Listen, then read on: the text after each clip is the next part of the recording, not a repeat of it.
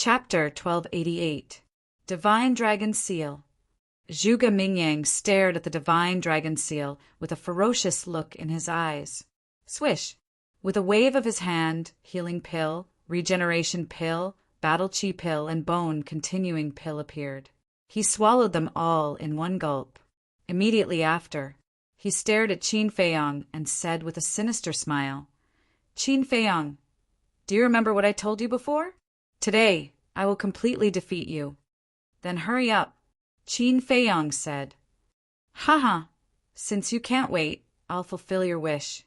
Now, open your eyes wide and watch carefully how I deal with your divine dragon seal." Zhuge Mingyang laughed loudly, and another Zhuge Mingyang appeared beside him. The two Zhuge Mingyang, regardless of appearance, height, or cultivation, were exactly the same. It was impossible to tell who was who. "Clone?" Qin Feiyong raised his eyebrows. "Is it just a clone?" The two Zhuge Mingyang laughed sinisterly. The next moment, beside the two of them, another figure appeared. Their faces and cultivation were exactly the same as Zhuge Mingyang's. Finally, there were actually 99 Zhuge Mingyangs. In other words, including Zhuge Mingyang's original body, there were 100 Zhuge Mingyangs standing in front of Qin Feiyong. Mystic Moon. Immediately after, 100 Zhuge Mingyangs roared in unison. The next moment, a terrifying scene appeared. At the top of the clouds, 100 mystic moons rose into the sky, bringing with them a world-shaking divine might as they blasted towards the divine dragon seal. With a loud bang, the divine dragon seal collapsed on the spot. It could be said that it was as easy as crushing dry weeds. Puff! Qin Feiyong's body shook, and blood spurted out of his mouth. The 100 Zhuge Mingyangs waved their hands at the same time, and the mystic moons stopped in midair. Their divine auras shook the surroundings. "Qin Feiyong, do you see it now? This is my true trump card. Divine art 3,000 clones." 100 Zhuge Mingyangs opened their mouths at the same time, grinning hideously. Qin Feiyong glanced at them one by one, and his gaze turned solemn. Although he didn't know what level these 3,000 incarnations were at, he could clearly feel that each of them had the strength of Zhuge Mingyang at his peak. "Tell me, are you in despair now?" 100 Zhuge Mingyangs spoke again, each of their faces filled with mockery. "Humph!" Qin Feiyong snorted from his nose, and the purple-gold dragon Qi roared out. A purple-gold divine dragon appeared, and its dragon might rolled out, causing the sky to tremble. "Dragon gods roar!" Qin Feiyong bellowed. The purple-gold divine dragon raised its head and roared. An invisible sound wave surged towards the black moons like a tsunami in the ocean. Kacha! Round after round of crescent moons collapsed one after another, disintegrating. However, the Zhuge Mingyang's incarnations didn't show any signs of collapsing. Instead, the mockery on their faces became more intense. "It's useless. They will only disappear if you destroy my incarnations with your own hands." Zhuge Mingyang chuckled. Just like before, 100 Zhuge Mingyangs spoke at the same time, and it was impossible to tell which one was the real one. Boom! Under the impact of the sound wave, the 100 mystic moons collapsed. Eclipse! Kill! However, the 100 Zhuge Mingyangs roared in unison, and 100 scorching suns rose and pounced on the purple-gold divine dragon one after another. The purple-gold divine dragon hovered above Qin Feiyong's head, and the sound waves were earth-shattering. Boom! Kacha! The eclipsed sun continued to explode, and the divine light was so bright that even the sun's radiance was overshadowed. That destructive aura was like a torrent of beasts, rolling in all directions. The onlookers, other than the imperial advisor, couldn't help but retreat, including Lei Bao, Wang Yangfeng, and the others. Too terrifying. What kind of people were they? However, What shocked everyone the most was that the 3,000 incarnations that Zhuge Mingying used could actually compete with the dragon god's secret art. Lei Bao asked, Wang Yangfeng, do you think old Qin will win? Yes, definitely.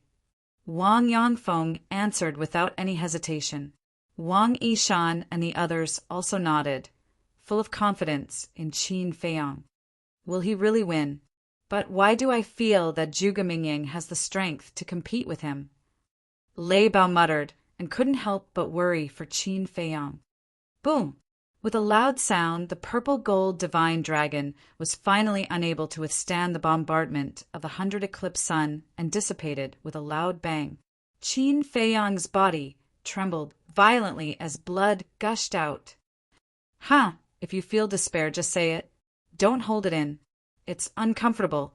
The 100 Zhuge Mingying laughed wildly, not giving Qin Feiyang any chance to catch his breath. He evolved another 100 eclipse sun, bringing with it the power to destroy the world, and smashed towards Qin Feiyang. From afar, it looked like a meteor shower, causing the sky to tremble.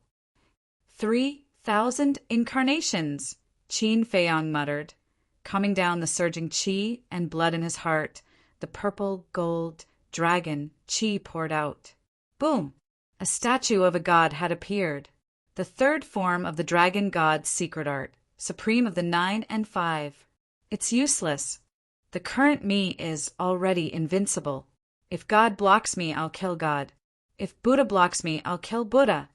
The 100 Zhuge Mingying laughed out loud towards the sky, all of them with an attitude of supremacy. Invincible. Qin Feiyang muttered and shouted, Slash! Clang! The statue suddenly swooped down, the broken sword in his hand emitting a dazzling divine light. Slashing down. Boom! More than 10 eclipse sun were destroyed on the spot. That's all you got. Qin Feiyang said coldly. The broken sword attacked again, and more than 10 eclipse sun were destroyed. Terrifying. Is this the third move of the divine dragon technique? Everyone's heart trembled. They even had an illusion that the late emperor had returned. Yes, that's the way. It would be boring if I killed you instantly. Looking at the statue, the 100 Zhuge Mingying were not nervous at all.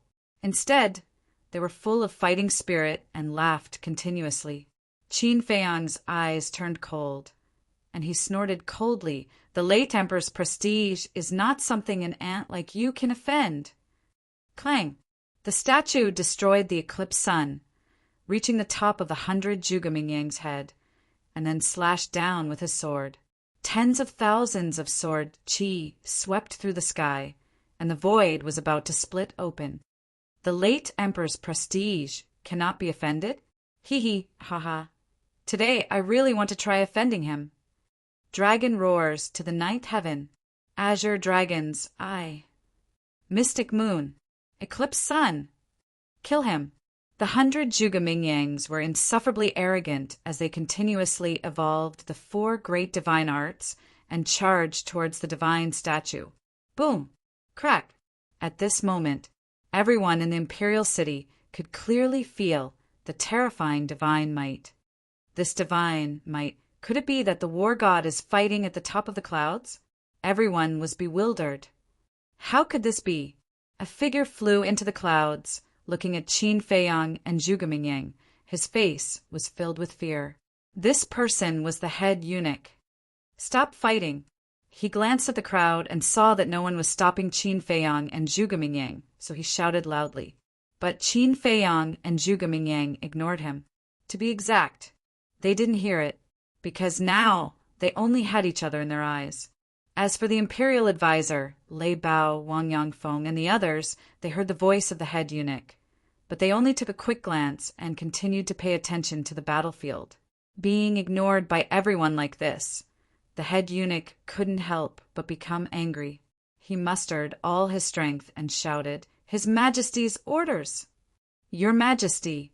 The imperial advisor was shocked and didn't dare to be negligent. He quickly flew to the front of the head eunuch and bowed. What orders does your Majesty have? The head eunuch glanced at the imperial advisor, then raised his head to look at Qin Feiyang and shouted, Qin Feiyang, His Majesty wants you to go to the throne room immediately and have an audience with him, without any delay. Tell him that I'm not free. Qin Feiyang heard it this time, but he just responded coldly and didn't even look at the head eunuch. The head eunuch was about to explode with anger. A cold light flashed in the imperial advisor's eyes, and he said, Head eunuch, he won't go with you now, because their battle is not over yet. Then you should stop them quickly. What if someone dies? The head eunuch said anxiously. The imperial advisor sneered. Qin Feiyang is originally a wanted criminal by His Majesty himself. Everyone has the right to kill him, even if Zhuge Mingyang kills him. He is serving His Majesty to get rid of this scourge. Hearing this, the head eunuch was speechless for a moment. The imperial advisor said, Go back and report to His Majesty. I will take Qin Feiyang's head to report to him later. The head eunuch hesitated. The imperial advisor raised his eyebrows, and a touch of coldness appeared in his eyes. The head eunuch's eyes trembled, and he nodded. Well, I'll go back and report to His Majesty first. After that, he opened a portal and ran in without looking back. Crack! It was also at this moment the battle in the sky had also come to an end. Under the continuous bombardment of the divine technique, the statue suddenly fell apart and dissipated between heaven and earth. Puff! Qin Feiyang also seemed to have been struck by lightning. He kept retreating, his face pale. What? Young Master was defeated? Wang Yongfeng and the others were dumbfounded. The rest of the people were also dumbfounded when they saw this. The divine dragon technique was created by the former emperor. So in the eyes of the world, the divine dragon technique was invincible. But now it was defeated by Zhuge Mingyang. Was the level of the 3,000 incarnations higher than the divine dragon technique? The imperial advisor, on the other hand, looked excited. His wrinkled hands could not help but clench. As long as Qin Feiyang died, the ancient castle, Changshui, the ancient pagoda, the tree of fortune, and so on would be in his pocket. Qin Feiyang, how are my 3,000 incarnations? High up in the sky, the 100 Zhuge Mingyang looked down at the battered and exhausted Qin Feiyang, their eyes full of contempt.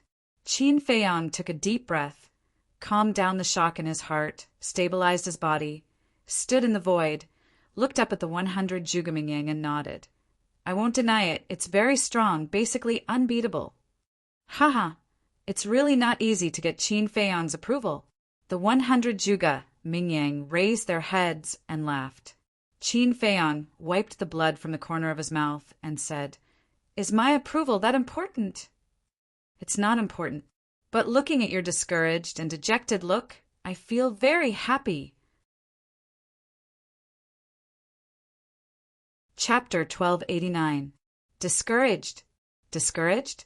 Qin Feiyang was stunned and couldn't help but laugh. How can you tell that I'm discouraged? Stop pretending. Although you look calm on the surface, you're actually panicking to the extreme in your heart. 100 Zhuge Mingyang sneered. Pretending? Qin Feiyang shook his head and smiled. You're too confident. Don't I have the right to be confident now? 100 Zhuge Mingyang said. If you're really confident, why don't you stand out and talk to me alone? Ever since those 90 incarnations appeared, you've been hanging out with them. You even speak together. Why is that? Because you're afraid that I'll find your real body. In this world, incarnations and clones are closely related to the real body. In other words, as long as I kill you or cripple you, even if you really have 3,000 incarnations, they'll collapse on their own. So, the one who's pretending now is you, not me. Qin Feiyang said indifferently. Hearing those words, the 100 Zhuge Mingyangs were instantly filled with hostility. Angry out of humiliation, then it seems that I'm right. Qin Feiyang joked. So what if you're right? Can you change your fate? No. Your death is destined. Even if the heavenly king comes down, he can't change it. Eclipse. The 100 Zhuge Mingyang roared, and 100 scorching suns roared out. Murderous intent filled the sky. Is my death really destined? Qin Feiyang chuckled. His flaming battle chi surged, but it didn't disperse. Instead, it gathered on both sides in front of him. What's he going to do? Everyone was surprised. The Grand Preceptor also locked his gaze on Qin Feiyang. If it were someone else, there was no doubt that Zhuge Mingyang would win. But now, Zhuge Mingyang's opponent was Qin Feiyang, not to mention anything else. Just the name of Qin Feiyang alone was enough to change the outcome. It's useless. No one in this world can defeat my 3,000 incarnations. However, Zhuge Mingyang had completely inflated his ego and did not put Qin Feiyang in his eyes at all. Speaking of which, you're quite pitiful. Qin Feiyang shook his head and smiled. Sad. What do you mean? 100 Zhuge. Mingyang frowned at the same time. Qin Feiyang smiled and said, the eclipse of the sun and moon is the divine art of the first Zhuge Wuhou. How do you know about the eclipse of the moon? Zhuge Mingyang was bewildered. The Grand Master's pupils shrank slightly. Of course I know. I also know that eclipse of the sun and moon has 3 moves in total. First style, dark moon. Second style, eclipse. Third style, eclipse of the sun and moon. Qin Feiyang said. His voice fell. A waning moon suddenly appeared on the left side of his body, and on the right side a scorching sun appeared. This is, seeing the waning moon and the scorching sun, the 100 Zhuge Mingyang and the Grand Master's eyes suddenly widened, filled with disbelief. Wasn't that the first and second style of the eclipse of the moon? Bastard, why do you know the first and second style? Zhuge Mingyang roared. Of course, it was still 100 Zhuge Mingyang who spoke at the same time. Qin Feiyang grinned, revealing a mouthful of white teeth, and said, not only do I know the first and second style, I also know the third style. Finished. The waning moon and the scorching sun in front of him suddenly merged together, and a world-destroying aura suddenly surged out. That's right. This third style was the fusion of the first and second style. After the fusion, the eclipse of the sun and moon became translucent, and the dark moon was embedded in the eclipse of the sun, showing a scene of a heavenly dog devouring the sun. Its power was also several times stronger than the first and second style. You probably haven't seen the third style, right? Now, I'll let you see the strongest deity, art of your ancestor. Qin Feiyang waved his hand, and the eclipse of the sun and moon rose into the sky, at the same time expanding with the wind. In the blink of an eye, the eclipse of the sun and moon had expanded to thousands of feet, like a meteorite from outer space, with a mighty divine power, crushing the eclipse of the sun. Rumble. Crack. The eclipse of the sun continued to shatter, and the destructive airwaves were like raging waves crashing against the shore, surging into the galaxy. In less than 3 breaths, all the eclipse of the sun collapsed. I don't believe it. 100 Zhuge Mingyangs roared at the same time, hysterical. The 3 styles of the Azure Dragon art. Dragon roaring to the 9th heaven. Azure Dragon Eye. Azure Dragon celestial phenomenon. The 2 styles of the eclipse of the sun and moon. Dark moon, eclipse of the sun. These 2 deity arts continued to evolve, crazily bombarding the eclipse of the sun and moon. Rumble. In the sky, numerous loud bangs exploded incessantly. It was as if numerous ancient chariots were crushing through, and it was deafening. More than 10 breaths later, the eclipse of the sun and moon finally shattered, but the 100 Zhuge Mingyang did not look happy at all. Why? Even I don't know the third style, eclipse of the sun and moon. Why do you, an outsider, know it? Their faces were filled with madness. And Qin Feiyang did not expect the 3 eclipse of the sun and moon to severely injure Zhuge Mingyang, because the eclipse of the sun and moon was inferior to the Dragon God art. Even the Dragon God art could not break the 3,000 incarnations. So how could the eclipse of the sun and moon do it? The reason he did this was to mess up Zhuge Mingyang's heart. Although he didn't understand the 3,000 incarnations divine art, he could see some clues from the previous exchange. These 100 Zhuge whether it was their words, actions, or anything else, there was no difference. Therefore, it was very difficult to distinguish the real Zhuge from these aspects. However, as long as Zhuge was confused, he would definitely reveal a flaw. At this moment, he was carefully observing the expressions of the 100 Zhuge. Impossible, absolutely impossible, at the same time. The Grand Preceptor was also muttering to himself. The eclipse of the sun and moon was the Zhuge family's legacy. How could Qin Feiyang get it? And he even got the third style? Could it be, suddenly, he remembered the land of legacy? You got the eclipse of the sun and moon in the land of legacy? He quickly sent a voice transmission to Qin Feiyang. That's right, Qin Feiyang replied. Although he was answering the Grand Preceptor, he was still observing the 100 Zhuge. How could this be? So many direct descendants of the Zhuge family did not get the third style of the eclipse of the sun and moon. How did you, an outsider, get it? The Grand Preceptor roared in his heart, feeling indignant. Yes, the direct descendants did not get it, but I, an outsider, got it. If this were to spread, it would be the biggest joke. Qin Feiyang's mocking voice rang in the minds of the Grand Preceptor and Zhuge at the same time. Puff! Zhuge was so angry that he spat out a mouthful of blood. The Grand Preceptor was also going crazy. It's you! Qin Feiyang's eyes lit up as his gaze locked onto Zhuge, who was vomiting blood. This was because the incarnation and clones were all condensed from battle qi and did not have flesh and blood. Therefore, the person who vomited blood must be Zhuge original body.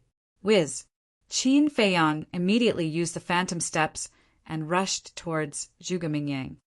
Ha ha! Zhuge laughed out loud and said, Do you think you can kill me like this? The 99 incarnations immediately evolved into a divine art and charged towards Qin Feiyang. Zhuge stood behind the 99 incarnations, his eyes full of ridicule. You underestimate me too much. Qin Feiyang sneered, activated the concealment technique, and instantly disappeared from everyone's line of sight. Where is he? Everyone hurriedly scanned the surrounding void. Seeing this, Zhuge panicked and hurriedly wiped the blood from the corner of his mouth and mixed into the 99 incarnations. The 99 incarnations also immediately moved in the void like lightning. This was to confuse Qin Feiyang's line of sight.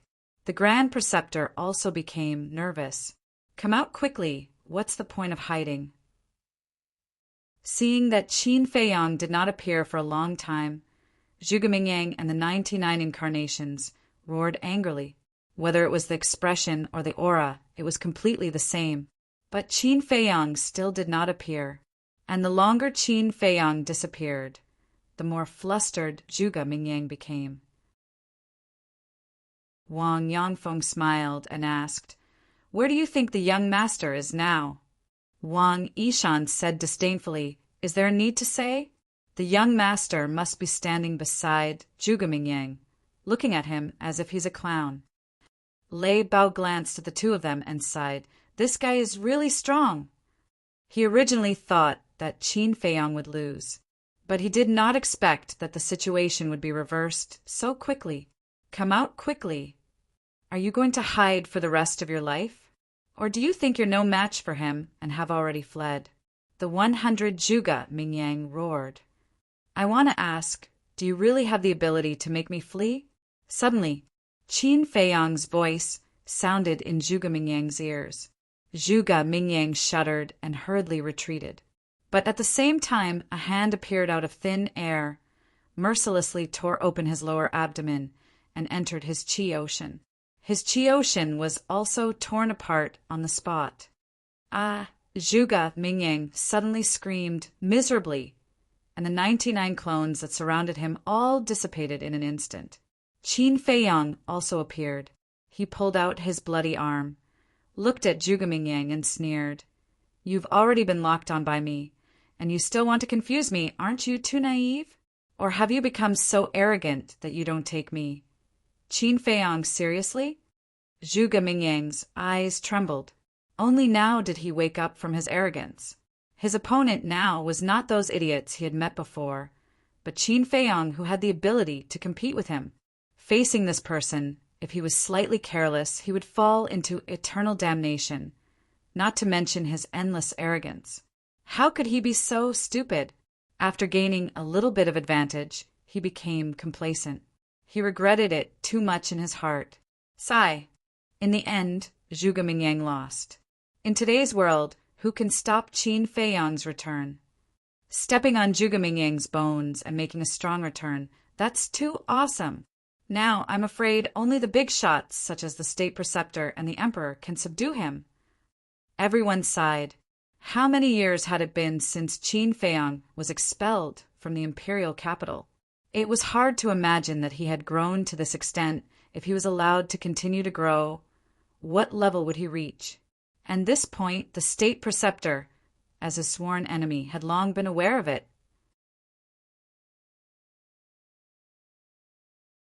Chapter 1290. Hey! Qin Feiyang grabbed Zhuge Mingyang's neck and turned to look at the state preceptor. He grinned and said, Put away your arrogance right now, or I'll take off his head and give it to you as a ball. How dare you? The state preceptor was furious. Why don't you try? Qin Feiyang joked. The state preceptor's face was gloomy, but in the end he restrained his aura and said in a deep voice, Let him go! Are you kidding me? Regardless of victory or defeat, only life or death. He proposed it, and you agreed. In other words, even if I kill him now, no one has the right to interfere. But now you're asking me to let him go so arrogantly? What do you want? To bully others with your power? Qin Feiyang looked at the state preceptor playfully and said, The state preceptor's old face was a little embarrassed. If it was someone unrelated, he would definitely turn around and leave to avoid being humiliated. But now it was Zhuge Mingyang who fell into Qin Feiyang's hands. He liked Zhuge Mingyang very much. He even had high hopes for him. Whether the Zhuge family could really rise in the future might depend on Zhuge Mingyang. And in order to cultivate Zhuge Mingyang, he had spent a lot of effort. So, he couldn't ignore it. Qin Feiyang laughed and said, Do you want to save him? Kneel down and beg me. Everyone was dumbfounded. Did Qin Feiyang eat a leopard's guts? He actually dared to threaten the state preceptor openly? Looking at the state preceptor again, his face was ashen and his hands were tightly clenched together. His palms had already turned white. If looks could kill, Qin Feiyang would have been smashed into pieces. Don't beg him. Zhuge Mingyang suddenly roared. The state preceptor's body shook as if he was struck by lightning. He quickly looked at Zhuge Mingyang and saw Zhuge Mingyang's eyes flashing with madness. What do you want to do? The state preceptor was surprised. Qin Feiyang also raised his eyebrows slightly. But the next moment, the state preceptor seemed to have thought of something and said angrily, You want to use that move, right? I won't allow it. I lost to him last time. If I lose to him again, I'm afraid I won't be able to make a comeback in this life. So, no matter what price I have to pay today, and a tooth for a tooth, blood for blood. Zhuge Mingyang said, his face full of determination. What's the situation? Isn't his seized qi? How can he still be so? Everyone was surprised. Qin Feiyang also frowned.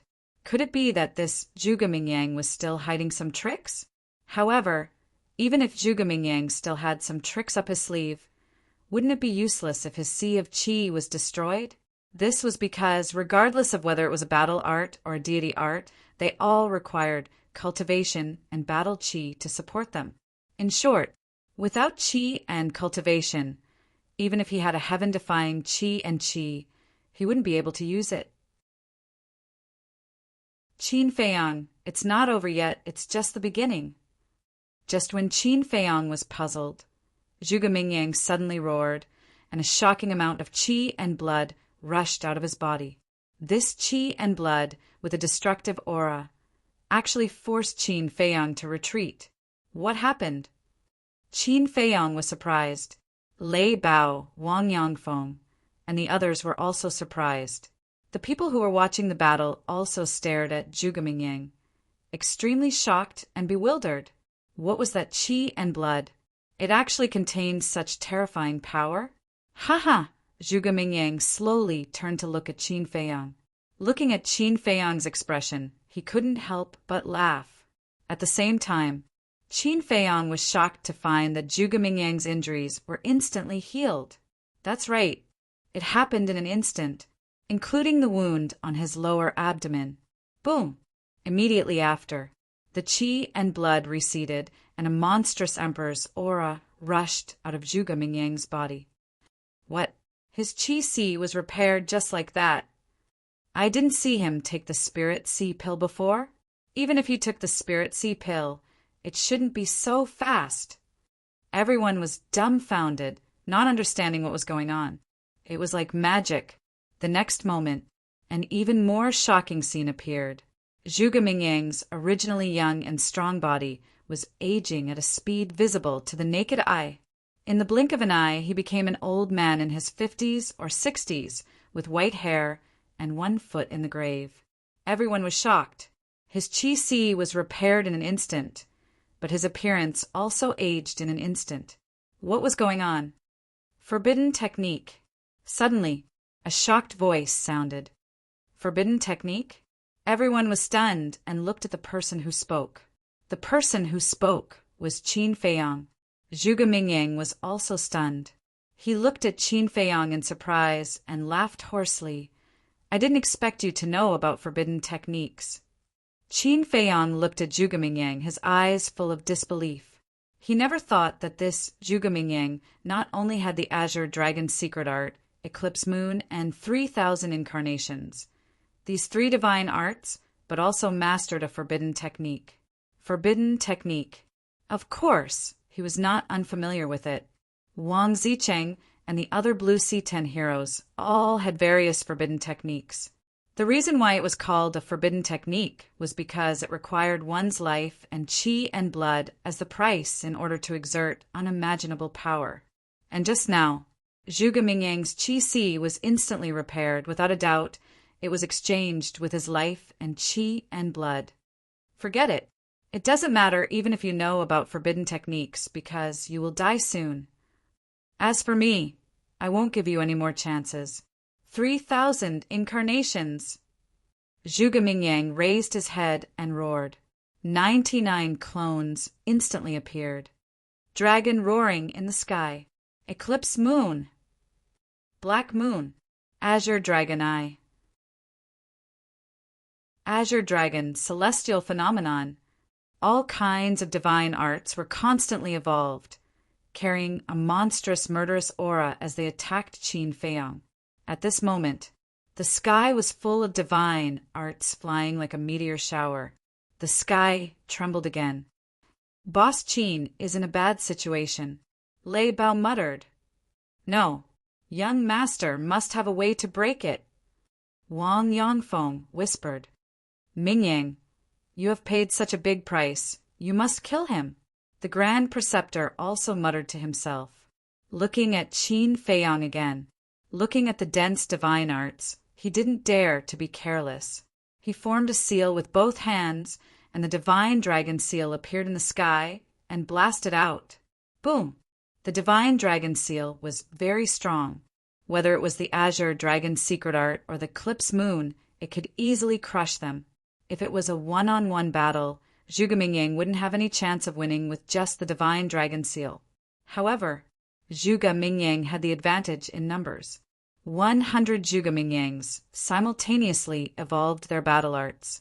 Qin Feiyang was alone and couldn't keep up with his speed at all. Although the Azure Dragon secret art and the Eclipse Moon were crushed by the divine dragon seal, in the end, the divine dragon seal shattered under the endless bombardment of countless divine arts. Qin Feiyang spat out a mouthful of blood. It's time to determine the winner. Qin Feiyang, take this. The 100 Zhuge Mingyangs roared. Round after round of eclipsed sun, like a comet, emitted a dazzling light and crashed towards Qin Feiyong. With the previous lesson, Zhuge Mingyang didn't dare to be careless anymore. He took advantage of the opportunity to pursue and attack, not giving Qin Feiyong any chance to counterattack. Boom! The round of eclipsed sun covered the sky and covered the earth. Qin Feiyong was drowned in the divine light on the spot. Young lord, Wang Yongfeng and the others cried out anxiously. One must know, those eclipsed sun were evolved from divine arts. Being bombarded by so many divine arts, even a 5-star or 6-star combat emperor would be doomed, let alone a 1-star combat emperor like Qin Feiyong. This is not good. Everyone murmured in their hearts. Zhuge Mingyang was already serious. Qin Feiyong's life was at stake. Good, good, good, the state preceptor, without a doubt, was wild with joy. Changshui, the ancient castle, and various pill formulas that could unlock the door of potential. He had been drooling for a long time. Unfortunately, he couldn't find the opportunity. Now, as long as Qin Feiyong died, all these would be his.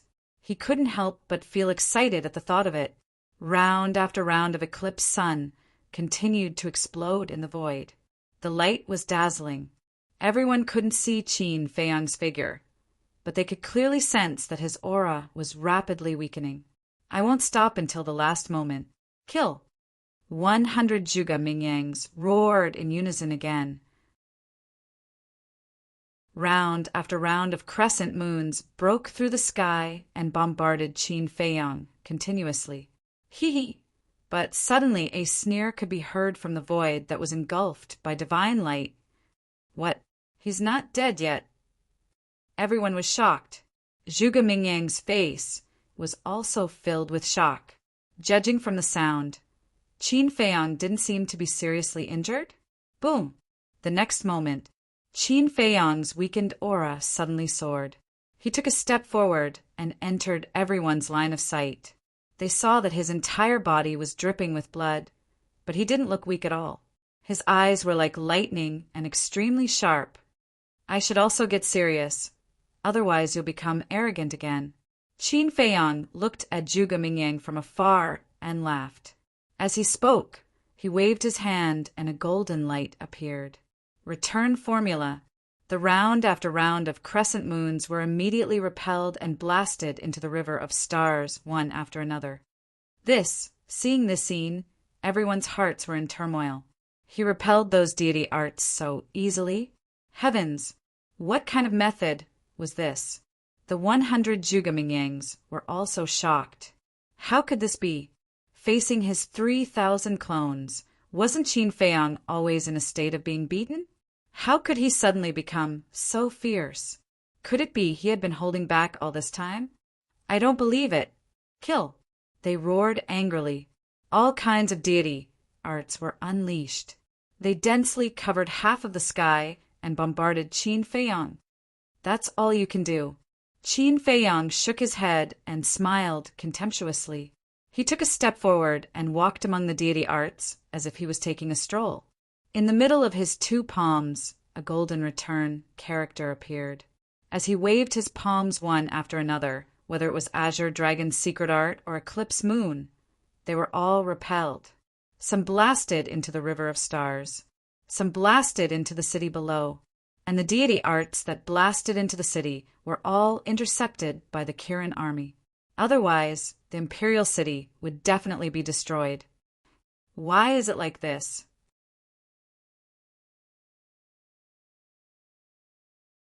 Chapter 1291. Can't you see? Previously, I didn't use my full strength at all. Qin Feiyong said indifferently. His blood-red hair danced in the wind, and the shocking battle intent shook the heavens, as if the god of war had descended. The 100 Zhuge Mingyang were stunned, and immediately roared like crazy. Why? Why did you do this? He actually didn't use his full strength. This was simply humiliating him. Because I was looking for the weakness of the 3,000 incarnations. After all, this divine art is not ordinary magical. It has aroused my curiosity. Of course, The most important thing is that I have to preserve my strength. Because there is a person here who doesn't want me to return to the imperial capital, so I have to save some energy to deal with him. I thought that I could end the battle by taking you down, but I didn't expect you to have mastered a forbidden technique. There's no other way. I can only use my full strength. Qin Feiyang laughed, and the person he was talking about was naturally the imperial tutor. Haha, 100 Zhuge Mingyang laughed, but his face was full of self-mockery. It turned out that, all along, it was just a comedy directed and acted by him. The other party didn't take him seriously at all. Suddenly, they were like a group of furious lions roaring. Do you think that this can destroy my confidence? No, you will only arouse my fighting spirit and killing intent. Boom! 100 azure dragons rose from behind them. These were their fighting souls. Innate divine ability destroy. Following their roar, the 100 azure dragon fighting souls scattered in the air, turning into an invisible force that rolled in all directions. The moment he was enveloped by that force, Qin Feiyang's cultivation immediately dropped by a small realm. In other words, from a 1-star fighting emperor, he directly fell to a 9-star fighting saint. I know this innate divine ability. It can weaken the opponent's cultivation by a small realm. Now, Zhuge Mingyang is still a 1-star fighting emperor, and Qin Feiyang has become a 9-star fighting saint. Facing the absolute difference in cultivation, I'm afraid that Qin Feiyang will not be able to compete with Zhuge Mingyang. People muttered. Something's wrong. Although his cultivation has dropped by a small realm, Qin Feiyang's expression hasn't changed at all. Someone else said, That's true. Could it be that he has some other tricks up his sleeve? Although there's only a difference of 1 stage between a 1-star battle emperor and a 9-star battle saint, the battle strength they can unleash is as different as heaven and earth. What will he use to break Zhuge Mingyang's innate ability? Everyone was bewildered. Qin Feiyang, I'll send you to hell right now. The 100 Zhuge Mingyangs roared, their killing intent soaring to the sky. Numerous crescent moons and suns flew towards Qin Feiyang with the power to destroy the world. I can't lose. The imperial preceptor stared fixedly at the blood moons and solar eclipses as he roared angrily in his heart, feeling uneasy. Still not giving up? Qin Feiyang shook his head, activating the soaring dragon art. His cultivation level instantly soared to 1-star battle emperor. What's going on? The imperial preceptor and Zhuge Mingyang were immediately stunned. His innate ability was still there, but why did his cultivation level recover? At the same time, the purple gold dragon chi appeared, and the divine statue reappeared. The emperor, the mighty emperor's might swept across the heavens and earth. Previously, your divine statue couldn't win against the 3,000 clones, and now it still can't win against the 3,000 clones.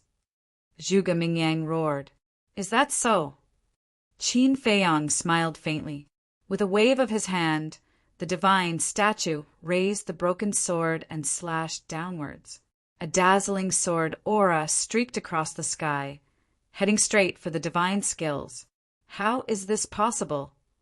The aura and sharpness of this sword aura is actually several times stronger than before. Zhuge Mingyang's eyes widened. Boom! In an instant, the sword aura arrived with a loud bang. The crescent moon and solar eclipses were like rotten wood, unable to withstand a single blow, and were crushed into pieces. 100 Zhuge Mingyangs were dumbfounded. They didn't expect that even the third move, the emperor, hadn't displayed its full strength before. How much more are you hiding? They roared again and again. My hidden means are not something you can imagine. For example, the fourth move of the divine dragon technique. Qin Feiyang said faintly. The fourth move, Zhuge Mingyang's body and mind trembled. That's right, the divine dragon technique had a fourth move. But until now, They had never seen Qin Feiyang use the fourth move. Watch out! The Imperial Preceptor suddenly roared, because the sword aura had already arrived in front of Zhuge Mingyang. Zhuge Mingyang quivered and quickly regained his senses, hurriedly retreating. But the 99 clones were all annihilated by the sword aura. Puff! Zhuge Mingyang spat out blood. Roar! The purple gold dragon soul roared out, and the Emperor prison sealed all directions. Zhuge Mingyang was fixed in the void on the spot, unable to move at all. After freezing Zhuge Mingyang, Qin Feiyang didn't waste any time and pointed his finger at him. Ultimate void. An invisible force surged out like an arrow, with a shocking sharpness, flying towards Zhuge Mingyang. Damn it! The Imperial Preceptor's heart sank. With a wave of his hand, a wave of false god power appeared and blasted towards the Emperor prison. As long as the Emperor prison collapsed, Zhuge Mingyang would be able to regain his freedom and naturally have the ability to fight back. Don't go too far. Qin Feiyang was seething with anger.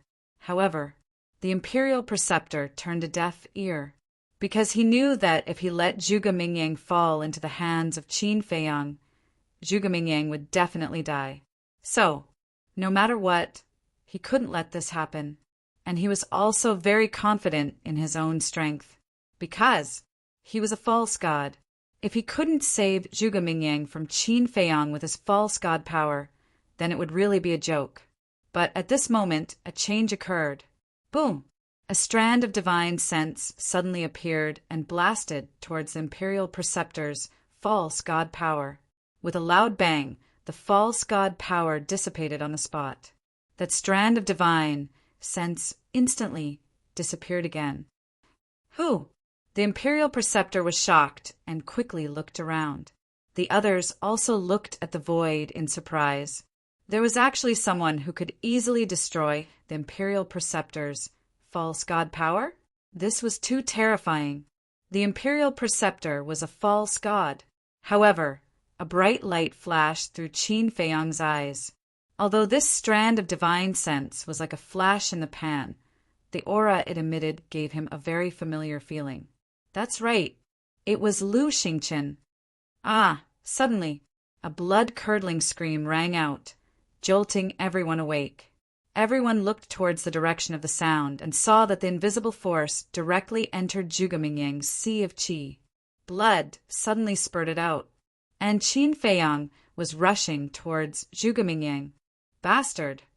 The Imperial Preceptor was furious and hurriedly rushed towards Qin Feiyang. But at this time, that strand of divine sense appeared again and directly rushed towards the Imperial Preceptor's forehead. The Imperial Preceptor turned pale with fright and hurriedly tilted his head. Divine sense swept past his temple, shattering his ears on the spot, and blood gushed out.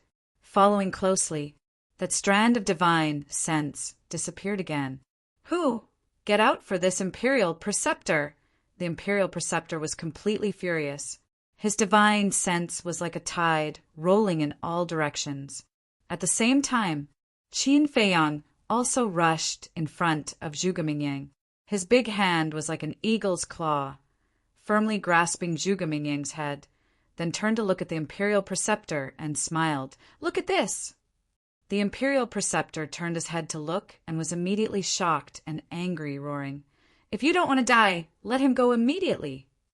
What are you in a hurry for? Doesn't he have a forbidden technique?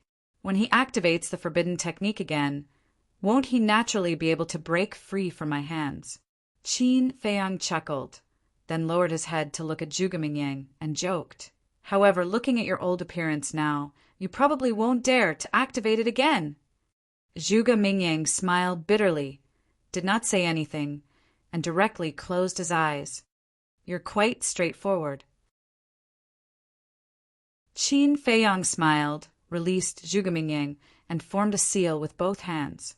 An enslavement seal instantly appeared. "You dare!" Seeing this, the Imperial Preceptor roared, extremely anxious, but he did not dare to make a move, because he was afraid. He was afraid that Lu Xingqian, who was hiding in the dark, would take the opportunity to deal with him.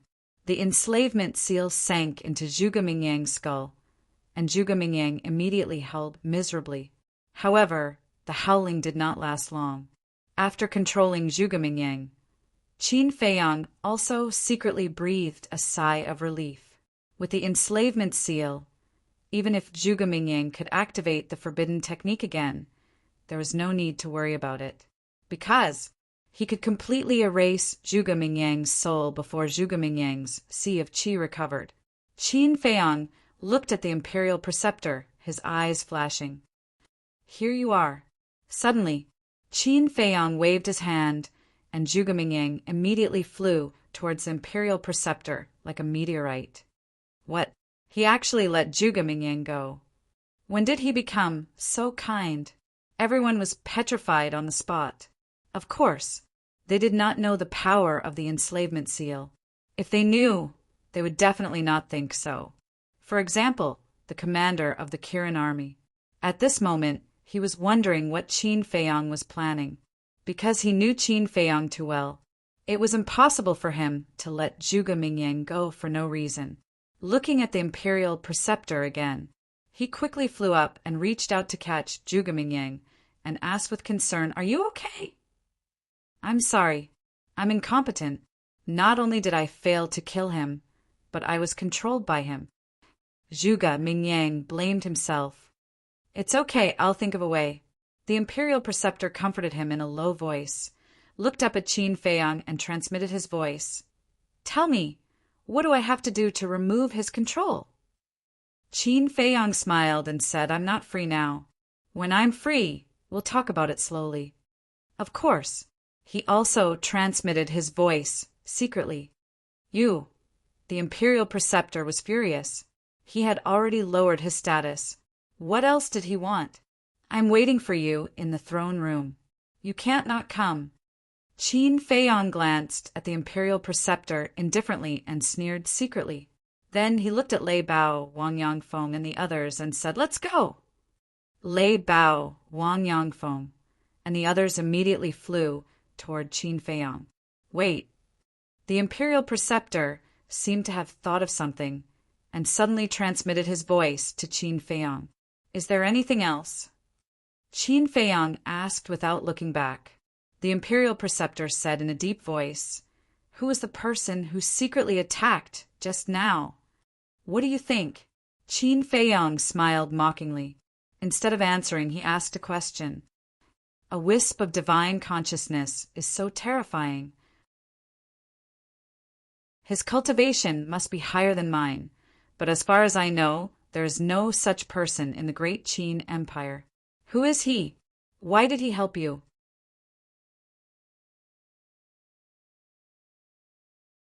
Chapter 1292. Qin Feiyang pondered for a while and said with a smile, "Because I have a good character. No matter where I go, I'll be able to meet noble people." Good character? The Grand Preceptor was furious.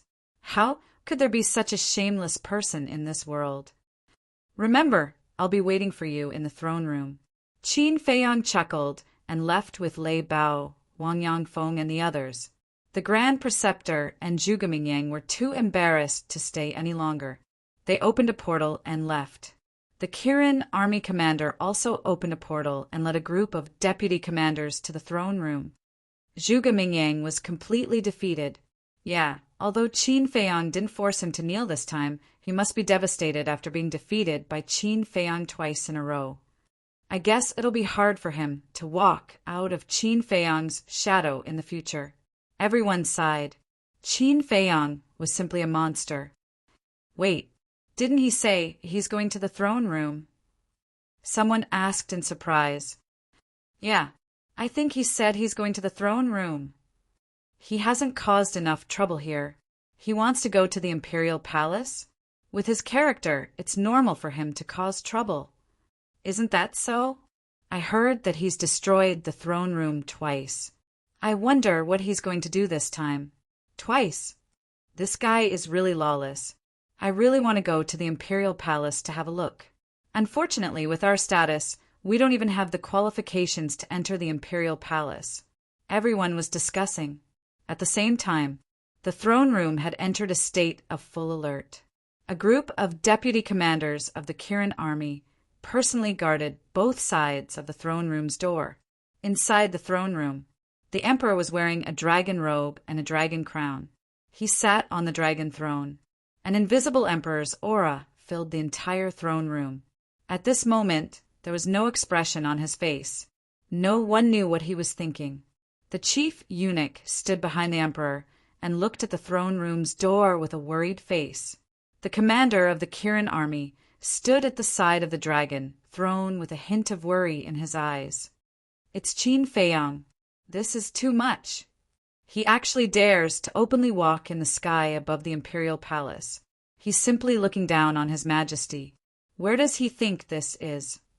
The moment Qin Feiyang's group entered the airspace above the imperial palace, they attracted the attention of countless people.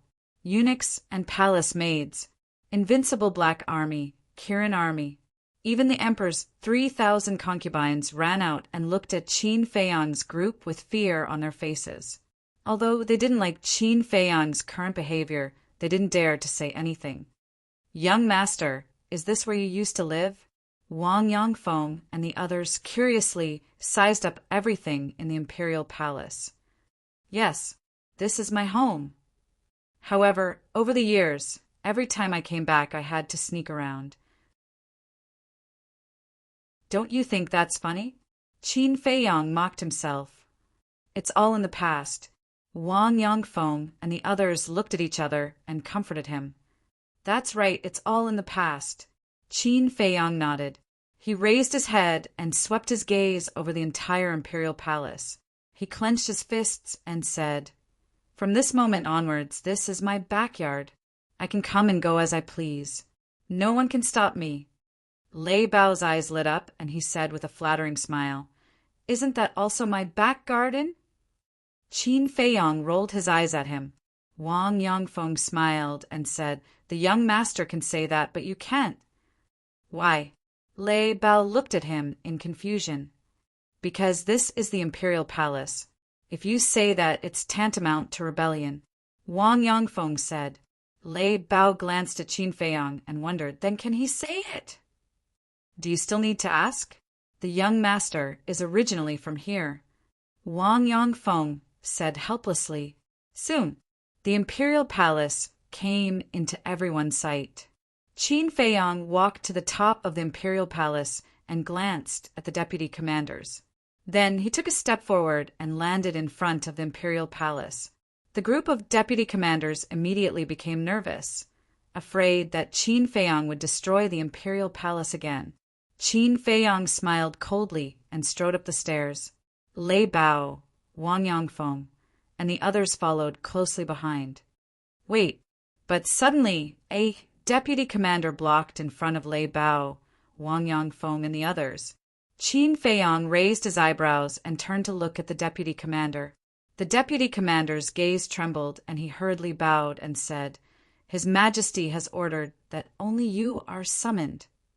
Qin Feiyang said, "They're my subordinates. Wherever I go, they will naturally follow.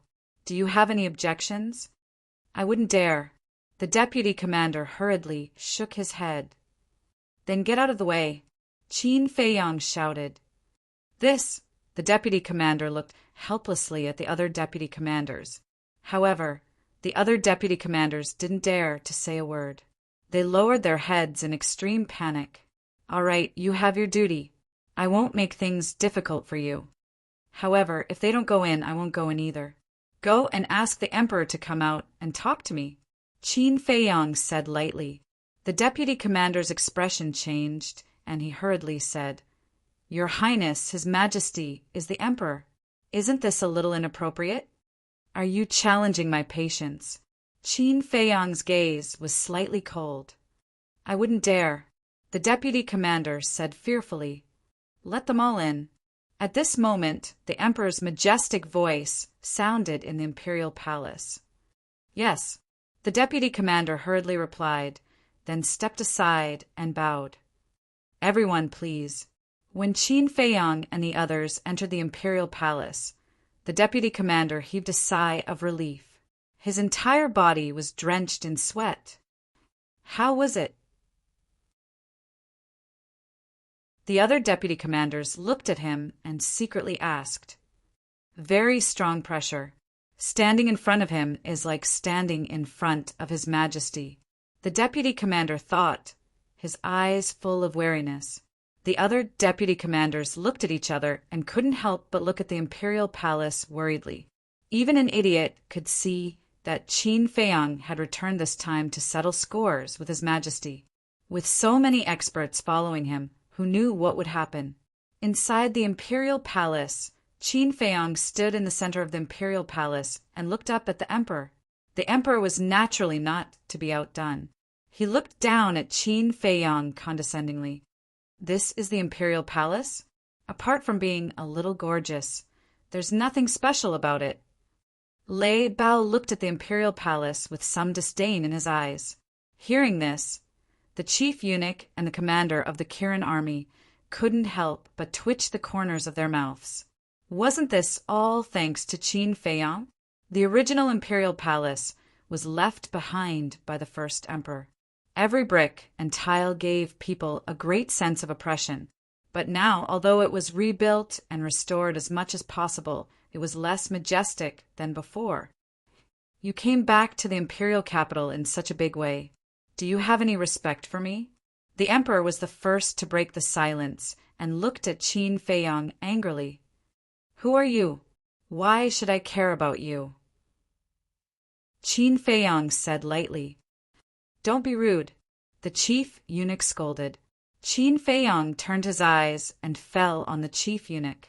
His eyes were calm, but the chief eunuch couldn't help but feel afraid. What? Do you still want to kill in the imperial palace? Seeing this, the emperor was furious.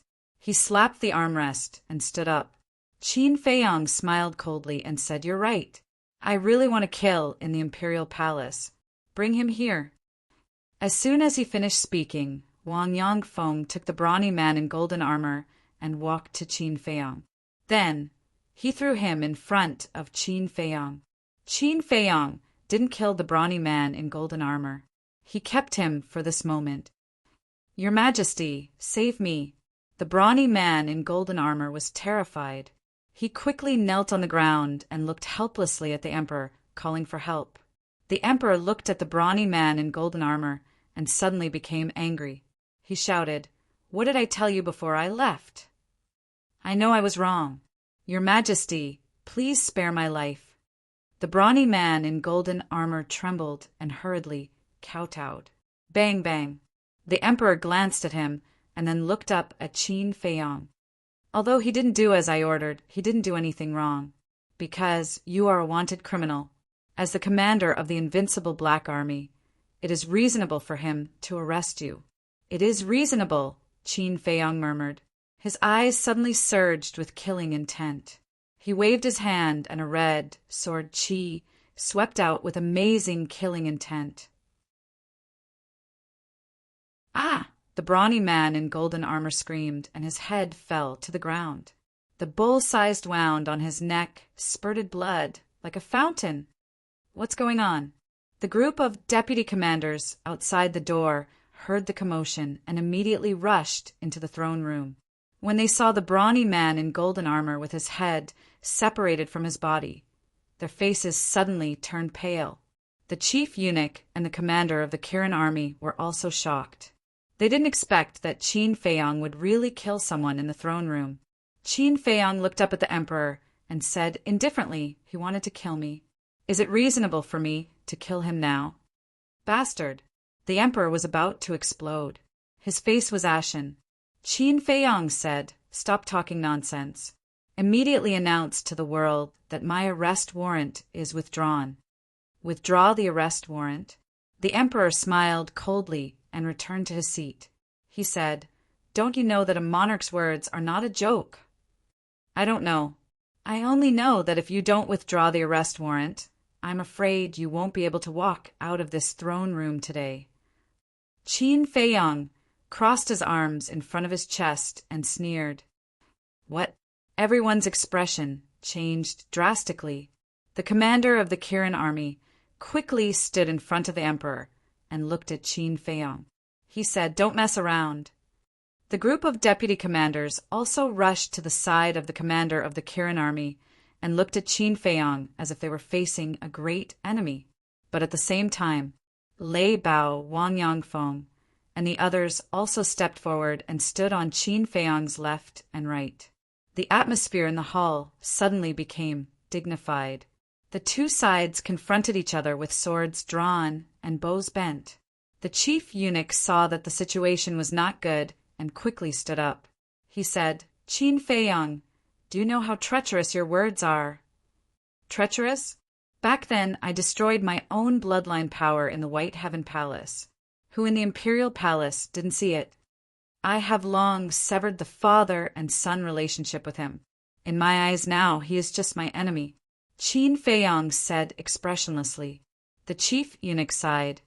"That may be the case, but your life was given to you by His Majesty."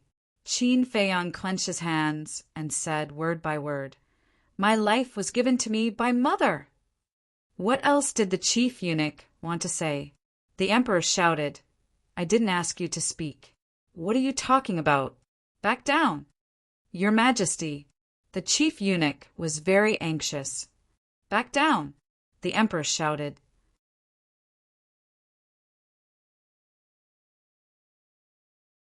Chapter 1293. The emperor looked at the commander of the Kirin army and the others and said, "You can leave now." "Yes, Your Majesty." The commander of the Kirin army and the others responded respectfully and retreated to the side, but they were always vigilant. At this time, the emperor looked at Qin Feiyang and said expressionlessly, "Do you dare to touch me?" Qin Feiyang took a step forward and the Chang Shui appeared and placed it on the emperor's neck. The sharp blade cut through the emperor's skin, causing blood to flow out. "Qin Feiyang, don't be rash," the commander of the Kirin army shouted anxiously. The emperor didn't expect that Qin Feiyang would dare to attack him. "Do you really think I don't dare?" Qin Feiyang looked down at the emperor coldly, his eyes flashing with killing intent. "Then do it," the emperor said. Qin Feiyang sneered and said, "Are you looking for death?" The emperor was silent. "Not talking? Then let me guess, why are you looking for death? Do you feel guilty because you have done too many evil things?" Qin Feiyang sneered.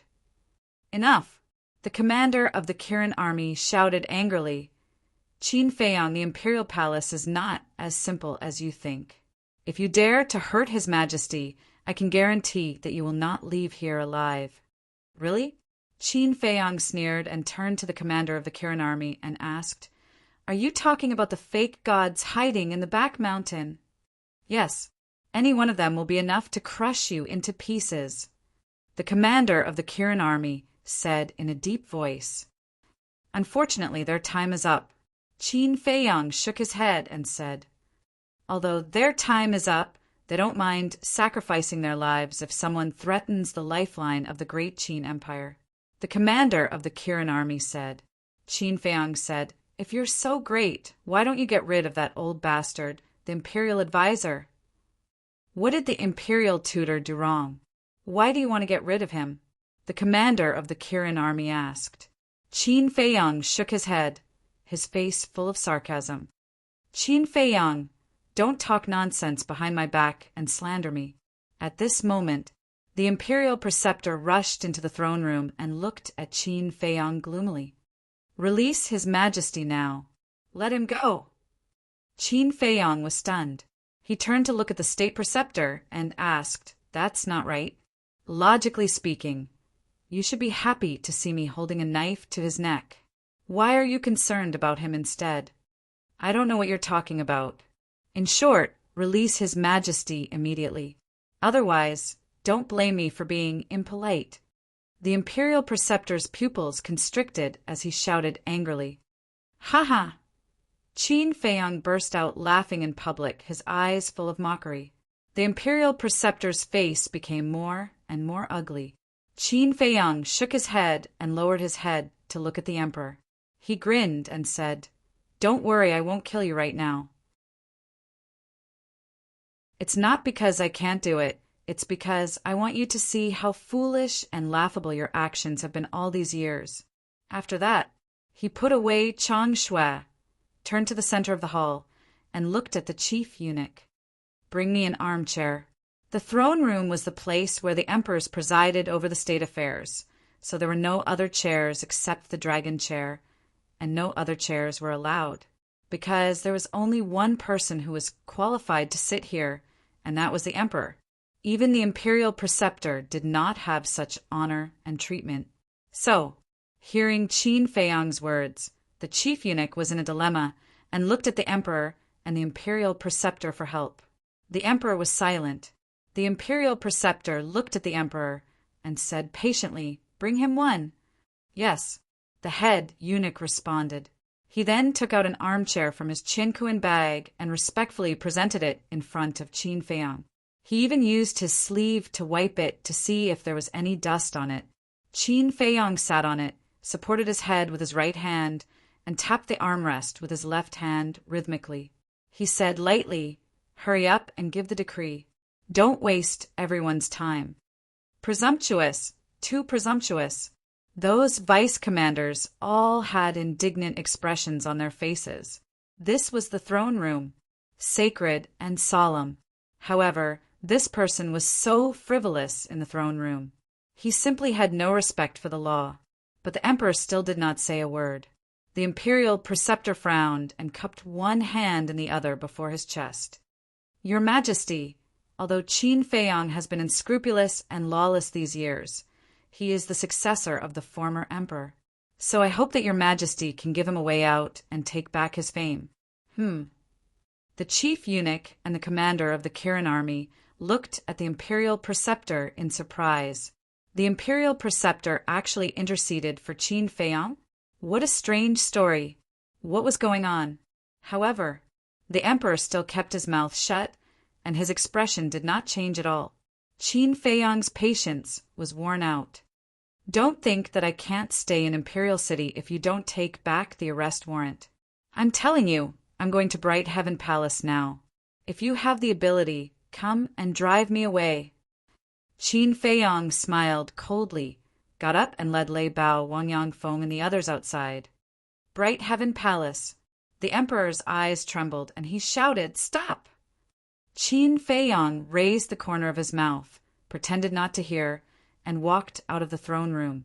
Then he turned his head and looked at the throne room. "What's wrong?" Lei Bao, Wang Yangfeng, and the others looked at him suspiciously. At the same time, the commander of the Kirin army and the others also looked at Qin Feiyang. Seeing Qin Feiyang's eyes, an uneasy premonition arose in their hearts. There's really no need for this place to exist. Qin Feiyang waved his hand, and red sword chi emerged, rushing towards the throne room like a tide. "No!" The commander of the Kirin army roared, and hurriedly rushed out, rushing towards the red sword chi. But it was too late. With a loud bang, the throne room was shattered on the spot, and dust covered the sky. After that, Qin Feiyang opened the teleportation gate and left without looking back. "It's destroyed again." The commander of the Kirin army glanced at Qin Feiyang, looked back at the ruins in front of him, and muttered to himself, his eyes full of helplessness. The current Qin Feiyang had grown up. Without a false god, no one could subdue him. "Your Majesty!" Suddenly, thinking that the emperor was still inside, he hurriedly waved his hand, and a gust of wind suddenly blew, dispersing the dust. The Grand Master condensed a divine power boundary, which enveloped the emperor, the chief eunuch, and the deputy commanders, and isolated them from the dust outside. The emperor was still sitting on the dragon throne, but his face was extremely gloomy. His body was trembling, and his hands were tightly clenched together. "Your Majesty, please calm down."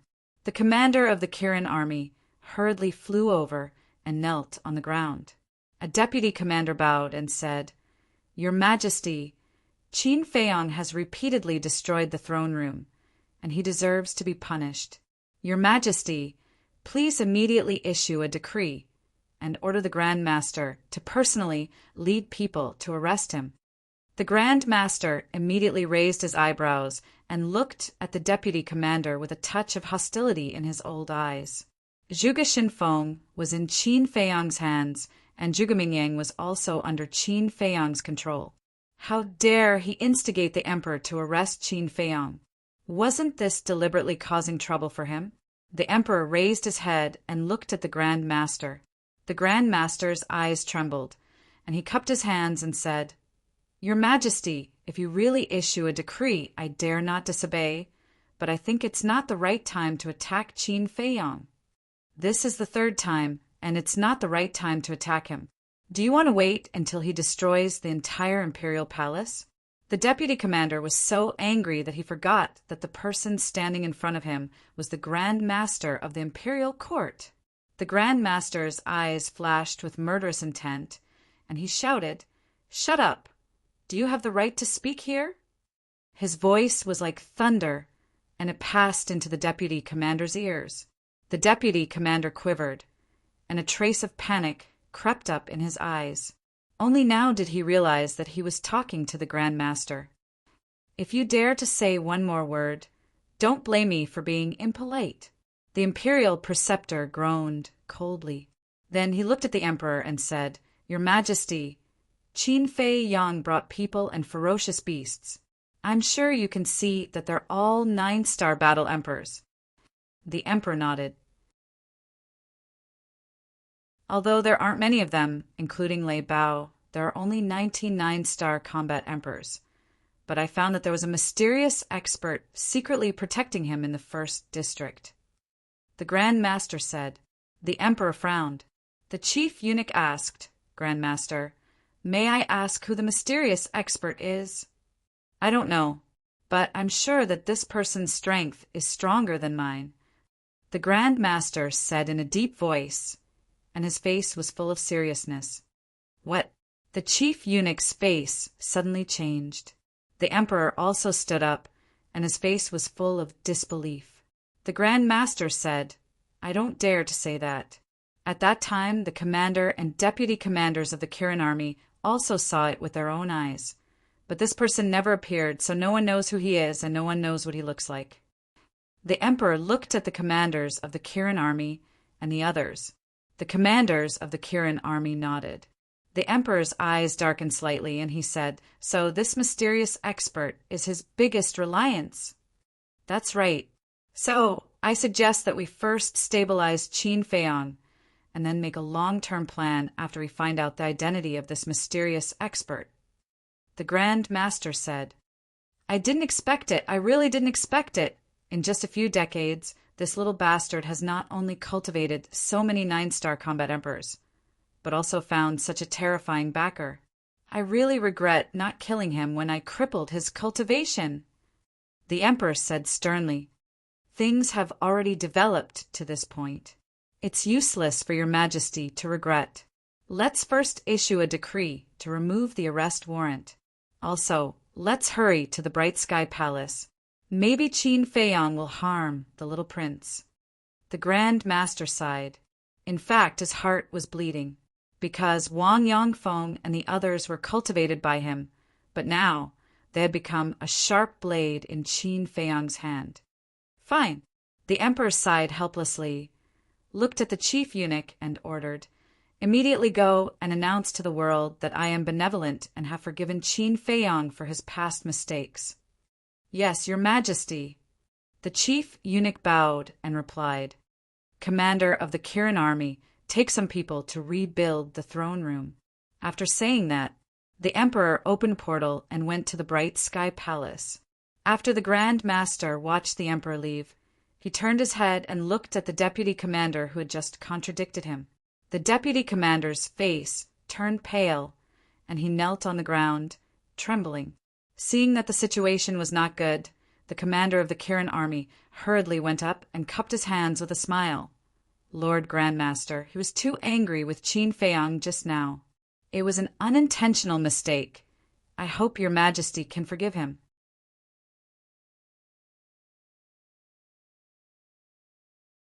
Chapter 1294. It wasn't until the teleportation gate dissipated that the vice commander's heart finally relaxed. He turned to the commander of the Kirin army and said gratefully, "Thank you for pleading for me, Commander." The commander of the Kirin army said, "Get up." Yes. The vice commander nodded and stood up slowly, only to find that his legs had lost their strength. "You're paralyzed by this? How dare you offend him?" The commander of the Kirin army shook his head helplessly and pulled the vice commander up. "I didn't mean it." The vice commander felt wronged. The other vice commanders also surrounded him and looked at him with schadenfreude. The vice commander smiled bitterly and then frowned. "Commander, don't you think it's strange? Ahem!" But without waiting for that deputy commander to finish speaking, the commander of the Qilin army gave a dry cough and turned his head to look at the head eunuch. He smiled and said, "Head eunuch, didn't His Majesty ask you to announce to the world? Why are you still standing here? Are you going to help us rebuild the throne room?" I'm going. The chief eunuch smiled embarrassedly, opened the portal, and left. Seeing the portal disappear, the commander of the Kirin army withdrew his gaze and looked at the vice commander. "Now, tell me." "You see, the grudge between the imperial advisor and Qin Feiyang is not known to others, but we know it very well. They will not stop until one of them is dead. But why did the imperial advisor protect Qin Feiyang in front of His Majesty? Is it really because of that mysterious powerhouse? If so, how do you explain the imperial advisor's hesitation in front of Qin Feiyang in the first district? You know that mysterious powerhouse hadn't appeared at that time." The vice commander said, "To be honest, the imperial advisor's behavior today is really strange. It's not his style at all." The other vice commanders nodded as well. The commander of the Kirin army said, "Actually, I also want to ask this question, but I can't figure it out." One of the vice commanders suddenly said, "Could it be that Qin Feiyang has something on the imperial advisor?" "Don't say it. That's possible. Otherwise, why would he suddenly change?" The group of vice commanders began to discuss this all at once. "Blackmail," the commander of the Kirin army muttered to himself. Actually, that was what he thought as well. But he just couldn't figure out what kind of evidence could make the state preceptor so cautious. All right. Don't think too much. When the time comes, the truth will naturally be revealed to the world. The only thing I'm worried about now is whether Qin Feiyang and His Majesty will cause trouble in Bright Sky Palace again. The commander of the Kirin army looked in the direction of Bright Sky Palace, his face full of worry. "Bright Sky Palace. This is my child's bedroom. What right do you have to chase us away?" The current empress stood in front of the door, looking at Qin Feiyang and the others who were standing at the bottom of the stairs. The guards guarding Dawn Heaven Palace also rushed over one after another, surrounding Qin Feiyang and company, as if facing a great enemy. "What right do I have?" Qin Feiyang smiled coldly and said, "This is my Qin Feiyang's bedroom to begin with. What right do you have? That was in the past. And now, you've been stripped of your position as a prince. What right do you have to stay in the imperial palace?" The current empress roared like a shrew. "You're talking about qualifications with me? Who do you think you are? Get lost right now, or don't blame me for being impolite." Qin Feiyang said coldly, "The one who should get lost is you. Impolite to me? Try touching me if you have the ability. I'm the Empress now. If you dare touch a single hair of mine, His Majesty won't let you off." The current Empress shouted, not feeling any fear at all.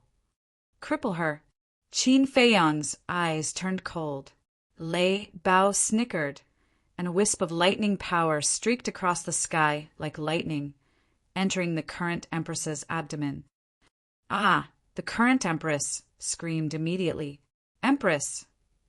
The group of guards' expressions changed drastically, and they hurriedly pulled out the swords in their hands. "Who dares to touch me?" Qin Feiyang looked around. His eyes were as cold as the Grim Reaper's. Those guards felt as if they had fallen into an ice cellar and their bodies were cold. No one dared to take a step closer. Qin Feiyang smiled disdainfully, looked at the current empress and shouted, "Slap her!" Wang Yangfeng immediately stepped forward and slapped the current empress's face. A bright red palm print immediately appeared. The current empress was stunned. Not only did he cripple her sea of qi, but he also slapped her in public? Qin Feiyang, I'm the mother of a country. How dare you let someone hit me? Are you rebelling? The next moment, she went crazy and screamed hysterically. You think you're worthy of being the mother of a country? Qin Feiyang's eyes were full of contempt, and he shouted, "One is not enough. Continue until she can't scream."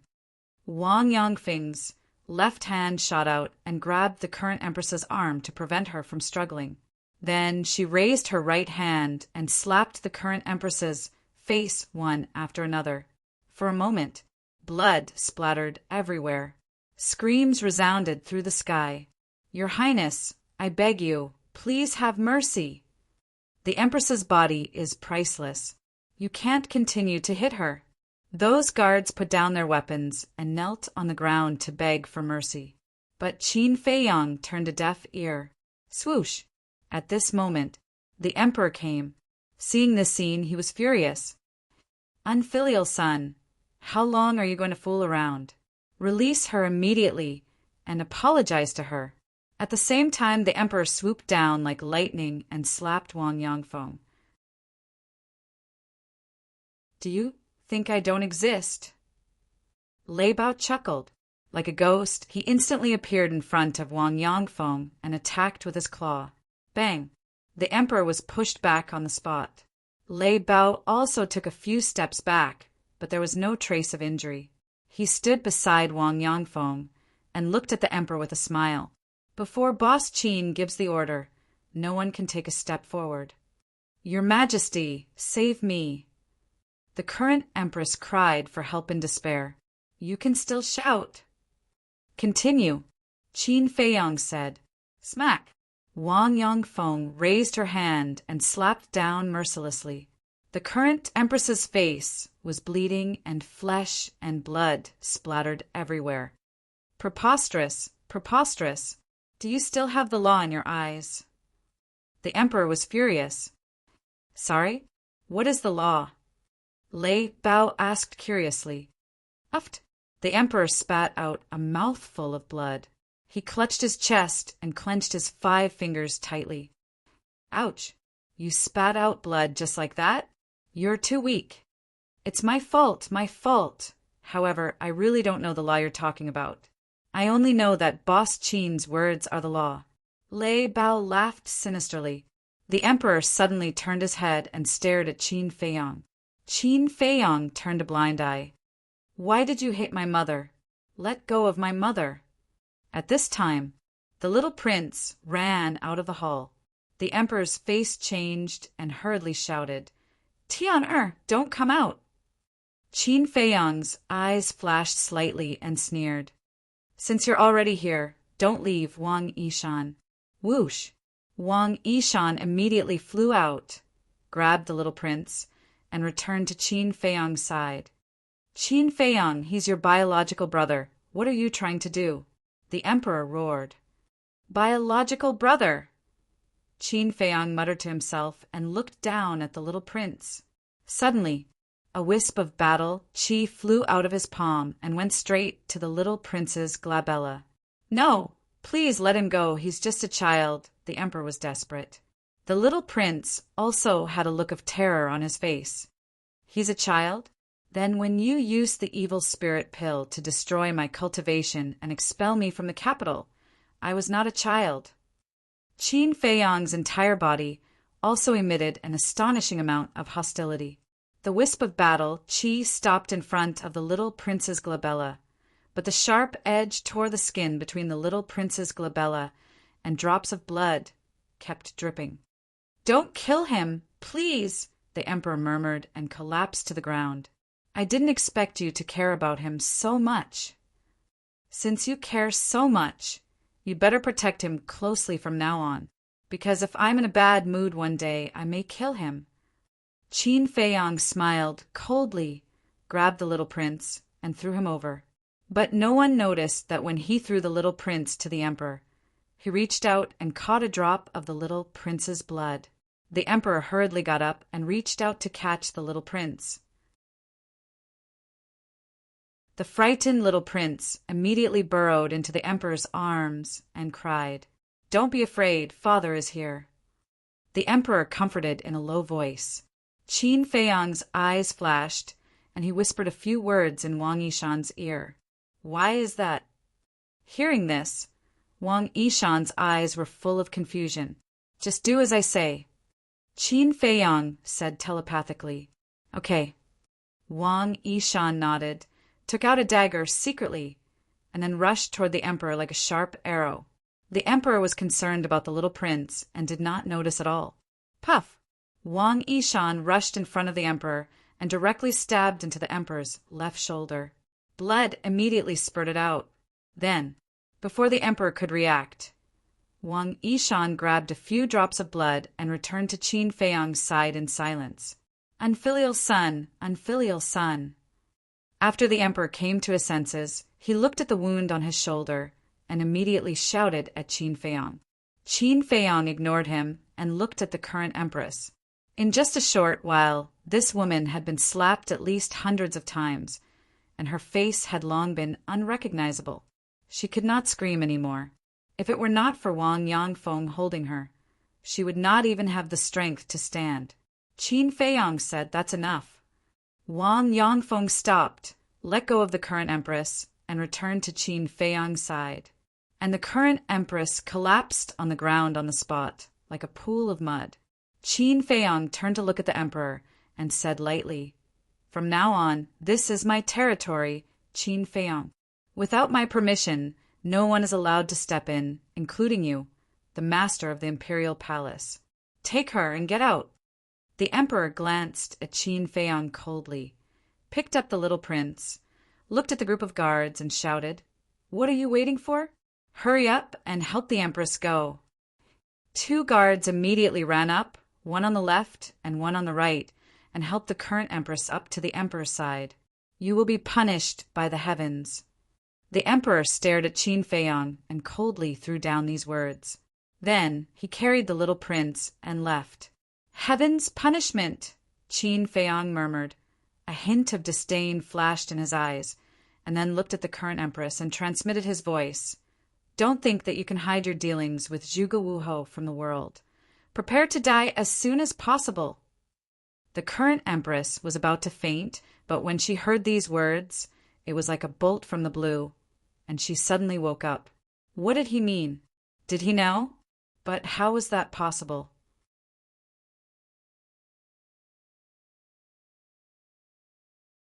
Chapter 1295.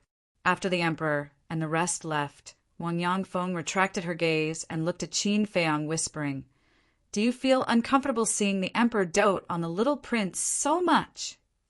Uncomfortable. Qin Feiyang smiled coldly and strode into the palace. Wang Yangfeng and the rest looked at each other and quickly followed.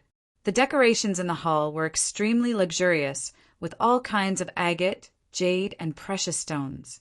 However, to Qin Feiyang, these were just ordinary things that he was not interested in at all. He stood in the middle of the hall and scanned the surroundings. Suddenly he turned to Wang Yangfeng and said, "Go and find a bowl of water immediately." "What do you need water for?" Wang Yangfeng was puzzled. Qin Feiyang said, "You'll know later." "All right, I'll go now." Wang Yangfeng nodded and turned to walk out of the palace quickly. "I'll go for a stroll too." Lei Bao chuckled and turned into a bolt of lightning, disappearing from everyone's sight.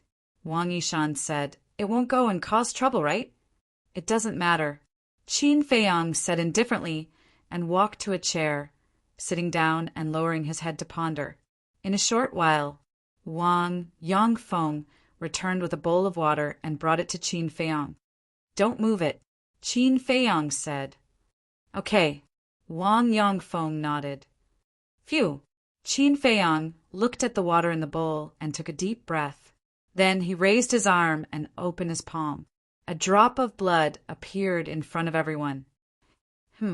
Seeing that drop of blood, everyone couldn't help but be stunned. Don't! Qin Feiyang flipped his hand and the blood fell into the bowl. Then he looked at Wang Yishan and said, "Put the blood in your hand and too." Okay. Wang Yishan came back to his senses and ran to Qin Feiyang. Then he waved his hand and the blood in his hand dripped into the bowl. "Whose blood is this?" Wang Yangfeng was surprised. "The Emperor and the little prince." Qin Feiyang said. "The Emperor? The little prince?" Everyone was slightly stunned. "I understand." Wang Yishan suddenly showed a look of understanding and said, "So young master is dripping blood to identify relatives?" "Yes." Qin Feiyang nodded. Now, the first thing he had to figure out was whether this little prince was really the emperor's flesh and blood. Therefore, he came up with the idea of a blood test. If the little prince was really the flesh and blood of the emperor, then their blood could be mixed in the water. If it wasn't, it wouldn't have fused. Inside the palace, at this moment, there was a deathly silence. Qin Feiyang nervously looked at the 2 drops of blood in the bowl. To tell the truth, he did not dislike the little prince. Instead, he felt an inexplicable sense of kinship with the little prince. This could be because every time the little prince saw him, he would affectionately call him brother. Therefore, he especially hoped that there was no problem with the identity of the little prince. Time passed by slowly. The 2 drops of blood gradually drew close to each other and then melted bit by bit until they were completely inseparable. Wang Yangfeng and the others looked at each other and then at Qin Feiyang. This was enough to prove that the little prince was indeed the emperor's flesh and blood. Qin Feiyang looked at the blood in the bowl and suddenly shook his head with a smile. He waved his hand and said, "Go and pour it away." Wang Yangfeng nodded and turned to leave. Wang Yishan asked, "Young master, how do you plan to deal with the little prince now?" Qin Feiyang held his forehead and pondered for a while. Murderous intent flashed in his eyes, and he said, "Try not to hurt the little prince in the future, but now the empress must die." This, everyone looked at each other. What? Qin Feiyang looked at everyone in confusion. Wang Yishan said, "Young master, although the empress is indecent, she is the little prince's birth mother after all. If you kill her, the little prince may hate you in the future. If he is a reasonable person when he grows up, he won't blame me. But if he is as ignorant as the other princes, I don't mind getting rid of him too." Qin Feiyang said. Wang Yishan and the others were shocked. This young master was really a decisive person. "Young master." At this moment, Wang Yangfeng hurried in and whispered, "When I was pouring water just now, I accidentally found that there were a few guards around the Bright Sky Palace. They were sneaking around and seemed to be monitoring us." Wang Yishan and the others frowned when they heard this. Qin Feiyang was not surprised at all. He smiled faintly and said, "This is normal. After all, you are all 9-star combat emperors and are top experts in the entire Great Qin Empire. Of course, there will be people worried that we will mess around in the palace. Then, should we get rid of them?" Wang Yangfeng's eyes flashed with murderous intent as he made a throat-slitting gesture. "No need. Let them monitor us. I don't plan to live here anyway." Qin Feiyang waved his hand. Everyone was stunned. Wang Yangfeng was puzzled. "If you don't plan to live here, then why did you snatch the Bright Sky Palace?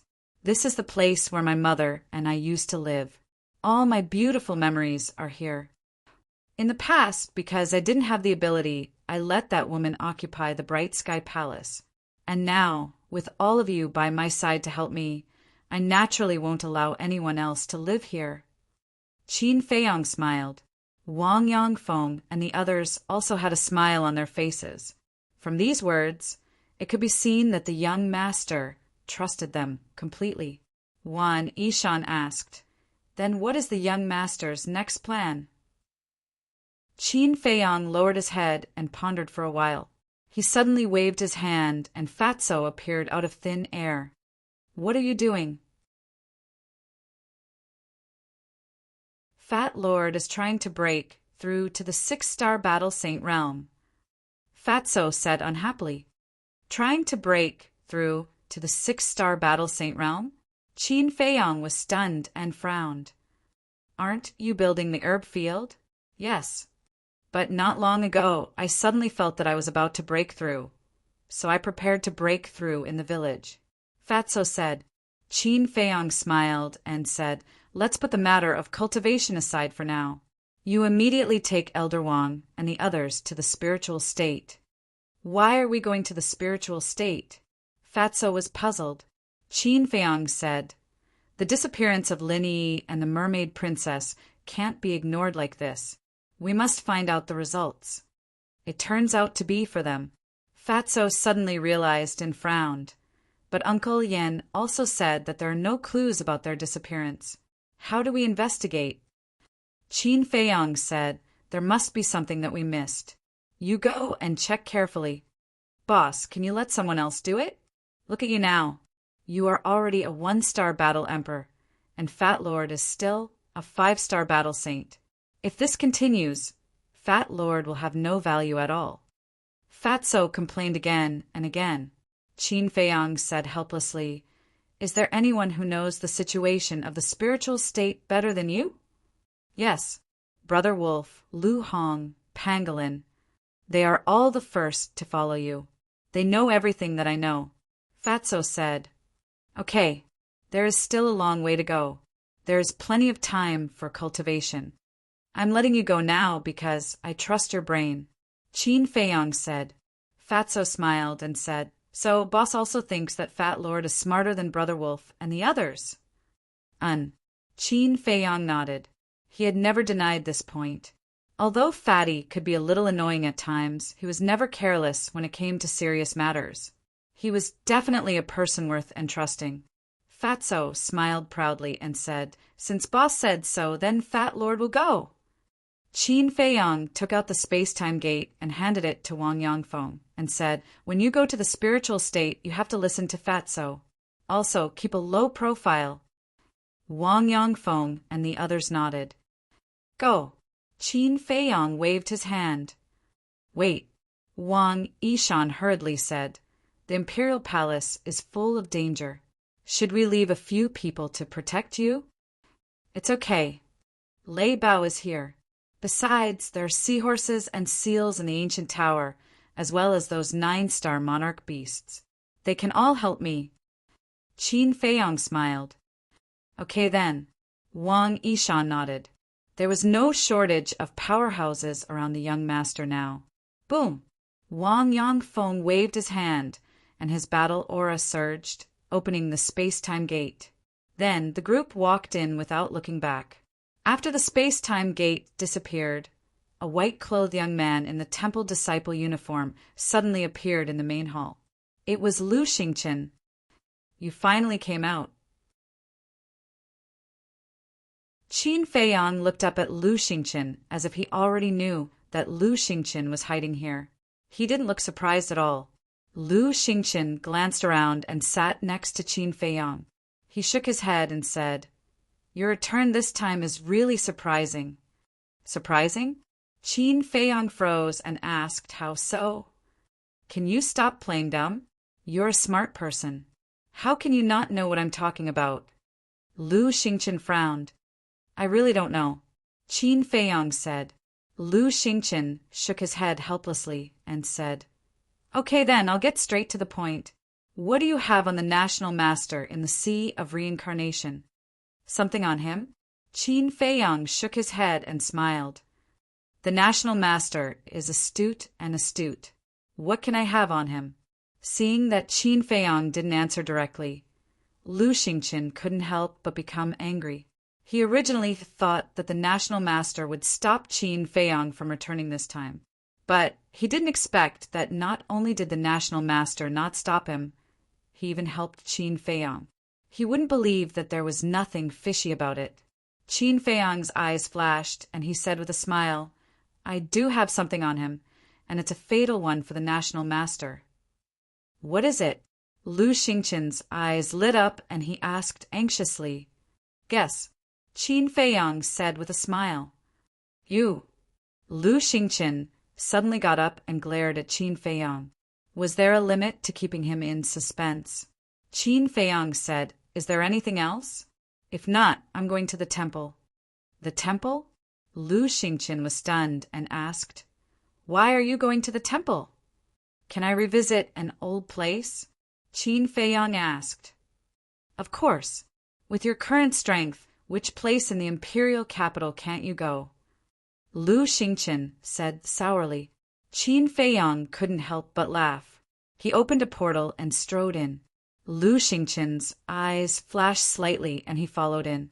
Not long after Qin Feiyang left, the national master brought Yan Wei to Bright Sky Palace. Yan Wei walked to the gate and shouted, "Qin Feiyang, the national master, has arrived. Please come out quickly to receive him." But after waiting for a long time, Qin Feiyang didn't appear, and no one responded to him. What's going on?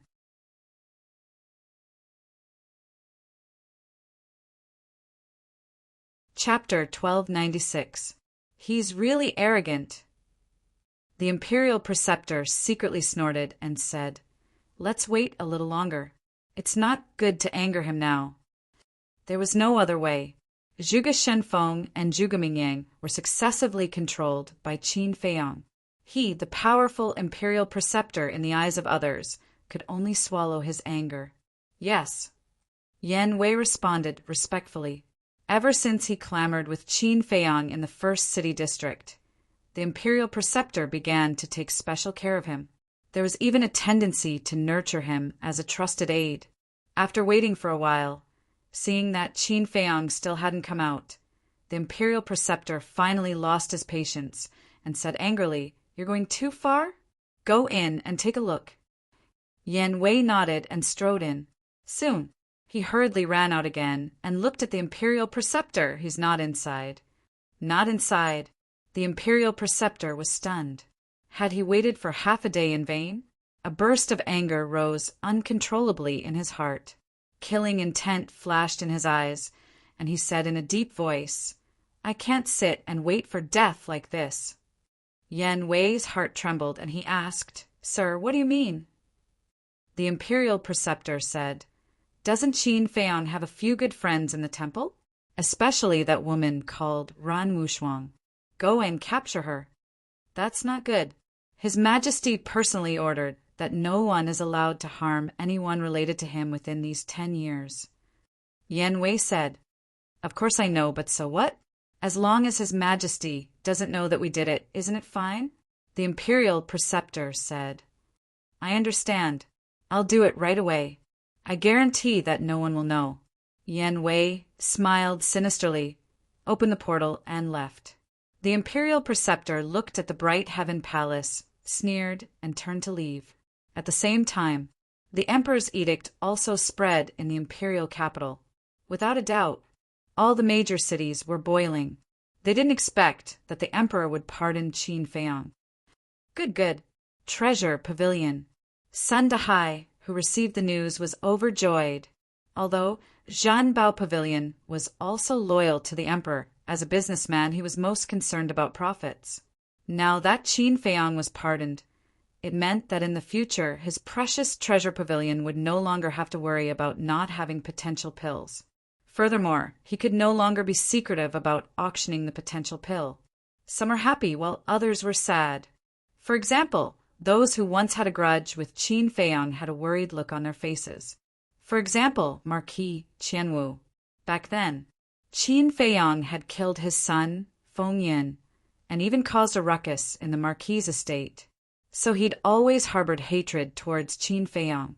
When he heard that Qin Feiyang had returned, he had wanted to meet the emperor to seek justice for him and avenge Feng Yin. However, he didn't expect that. Before he could enter the imperial palace, the emperor's decree of pardon came down. This was tantamount to shattering his hopes. There was also Lin Dian's father, who was also a marquis. Back then, Lin Dian followed the 13th prince and plotted against Qin Feiyang at the Black Dragon Lake. In the end, he was killed by Qin Feiyang. Therefore, Lin Dian's father also bore a grudge against Qin Feiyang.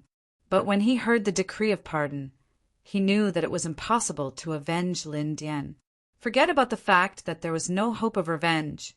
What made them even more worried now was that based on their previous grudges, Qin Feiyang might take the initiative to find trouble with them. If Qin Feiyang had come back alone, with the foundation and strength of a martial marquis, there would be nothing to worry about. But the key point was, this time, Qin Feiyang had brought back more than a dozen 9-star combat emperors. Such a lineup was beyond their reach. So, now they were all very nervous. Temple, look, isn't that Qin Feiyang? Didn't he go to the imperial palace? I heard that he destroyed the throne room again. What, destroying the throne room once again? He's too bold. Isn't His Majesty going to do something about it? Do something about it? Tell me, what does His Majesty have to do about it? Could it be that he wants to gather the experts of the imperial palace and fight with him? That's not realistic. This will only hurt both sides. It won't benefit anyone. That's true. But now, why did he come to the temple? The person beside him seems to be Lu Xingqian, right? The relationship between the two is indeed not ordinary. The disciples of the temple ran out one after another and discussed animatedly. Qin Feiyang saw all of this, but he didn't pay any attention to it. He silently walked in the air above the shrine, looking at everything that was familiar to him. The past involuntarily surfaced in his mind, as if it had just happened yesterday. After you left, there weren't many changes here. But seeing that you're back, those martial marquis disciples should be very nervous now. Lu Xingqian laughed. I'm not interested in them, Qin Feiyang said lightly. Then why did you return to the temple? Lu Xingqian frowned. Qin Feiyang said with a faint smile, I just wanted to come back for a walk and meet some old friends. Old friends? Lu Xingqian was slightly taken aback and whispered, Speaking of this, I think of a few people. Who? Qin Feiyang asked. Lu Xingqian said, Didn't I tell you last time that Ling Yu, Feng Ranran, Luo Dan, and Zhao Yu disappeared inexplicably? And now, Tan Wu and Dong Jingyang are also missing. Qin Feiyang was shocked and stopped in his tracks. He turned to look at Lu Xingqian and frowned. When did this happen? Just after you picked up Ren Wushuang and Old Master Ren, Lu Xingqian said. Qin Feiyang said, You know that Ren Wushuang and Old Master Ren were picked up by me. Shen Mei told me, Lu Xingqian said. This silly woman. Qin Feiyang sighed inwardly and took a step forward. As he walked, he lowered his head and pondered. Tan Wu's disappearance, without thinking, was definitely related to Uncle Yuan. But Dong Jingyang's disappearance made him somewhat puzzled. At that time in the Sea of Reincarnation, Dong Jingyang accompanied Ren Wushuang to visit him. He also sincerely urged Dong Jingyang to stay, but Dong Jingyang did not stay. At that time, he thought that Dong Jingyang did not want to stay by his side because of the complicated relationship between them. But now, it seemed that this was not the case. Wait a minute. It couldn't be related to Uncle Yuan, right? He remembered that Tan Wu said in the Magic Dragon Mountain Range that Uncle Yuan had been helping him cultivate a force. Could this Dong Jingyang also be the target of Uncle Yuan's training? But it shouldn't be. Uncle Yuan should be clear about the grudge between Dong Jingyang and him. Moreover, if Dong Jingyang really followed Uncle Yuan, then why didn't Dong Jingyang directly tell him? It was not like that. Dong Jingyang's disappearance had nothing to do with Uncle Yuan. Very soon, Qin Feiyang rejected the previous idea, because Dong Jingyang knew about his relationship with Uncle Yuan, and with Dong Jingyang's character and arrogance, he would rather die than submit to Uncle Yuan. It seems that this person is also full of secrets. Qin Feiyang muttered, exhaled a long breath, and asked, Then what about Feng Wuxia, Xuening, and Xuo, the pair of sisters? They're also gone, Lu Xingqian said. Interesting. The people who entered the imperial capital together with me, except for you and me, are all gone now. Do you think this is a coincidence? Qin Feiyang asked with a smile. Who knows? Lu Xingqian shrugged. That's right, who knows? But in this case, I don't have any old friends here. There's no need to go any further, let's go back. Qin Feiyang shook his head with a smile, opened the portal, and was about to walk in. Lu Xingqian said, Why are you going back so early? I'll take you to a place. I guarantee it will interest you. What place? Qin Feiyang asked curiously. The War God Temple, Lu Xingqian said. Not interested. Qin Feiyang was disinterested when he heard it. Lu Xingqian said with a smile, What about the billboard list? Are you interested? Billboard list? Qin Feiyang frowned. You were born in the imperial capital, so you should know about the billboard list of the War God Temple. Only the top 10 of the War God Temple are qualified to be on the billboard list. As for Zhuge Mingyang, he's only ranked 9th on the Wind Cloud ranking. Lu Xingqian said. What? Qin Feiyang turned to Lu Xingqian and said in surprise, With Zhuge Mingyang's strength, he's only ranked 9th? Are you sure you're not joking with me? Is there a need for me to joke with you? Since the establishment of the Great Qin Empire, how many monstrous geniuses have been born? Most of them are in the War God Temple now.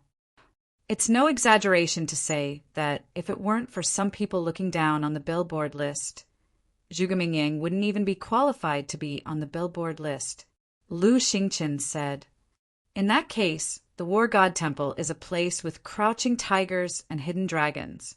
Qin Feiyang muttered. That's right. Lu Xingqian nodded and asked, So are you interested now? A little, Qin Feiyang said. Just a little? Lu Xingqian muttered. Buzz. At this time, Qin Feiyang suddenly felt that the image crystal was moving. Qin Feiyang's eyes flashed as he turned to Lu Xingqian and said, I have something to do. I'll leave first. Swish. Without waiting for Lu Xingqian to react, Qin Feiyang went to the ancient castle and took out the image crystal. Yan Wei's shadow immediately appeared. What's wrong? Qin Feiyang asked. Yan Wei said in a deep voice, The Imperial Preceptor asked me to catch Ren Wuxuang and the others. Qin Feiyang sneered.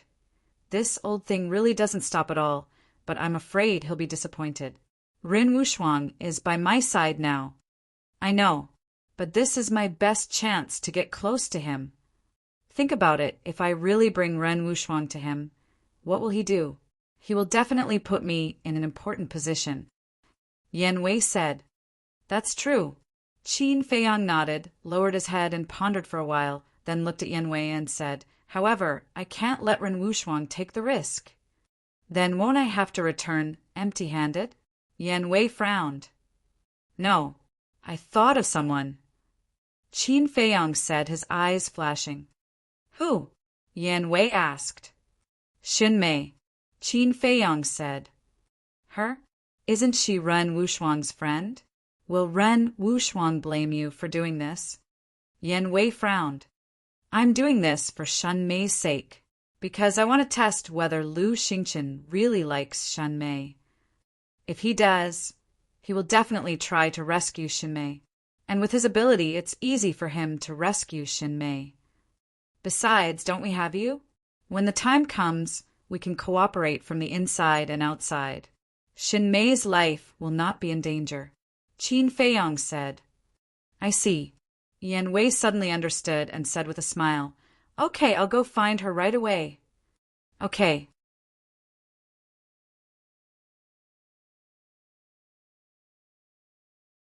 Chapter 1297.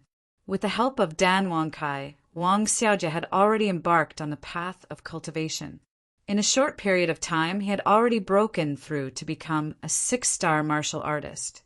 It could be seen that his talent was extraordinary. Of course, the biggest credit was still the elixirs. The body-tempering elixirs that Dan Wangkai refined basically had 4 or 5 patterns. The effect was naturally incomparable to ordinary body-tempering elixirs. At this very moment, Wang Xiaojie was sitting on the ground, reading a manual attentively. This manual recorded Dan Wangcai's understanding and experience in alchemy. One had to know, Dan Wangcai was the #1 alchemist in Qinghai. Even in the entire Forgotten Continent and the Great Qin Empire, he was a demon-level existence. It was not an exaggeration to say that in terms of alchemy attainments, Qin Feiyang was not necessarily much better than him.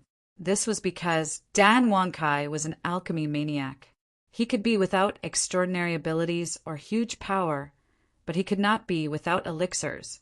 Therefore, Dan Wangcai's understanding and experience was simply a huge treasure to Wang Xiaojie. He would benefit from it for the rest of his life.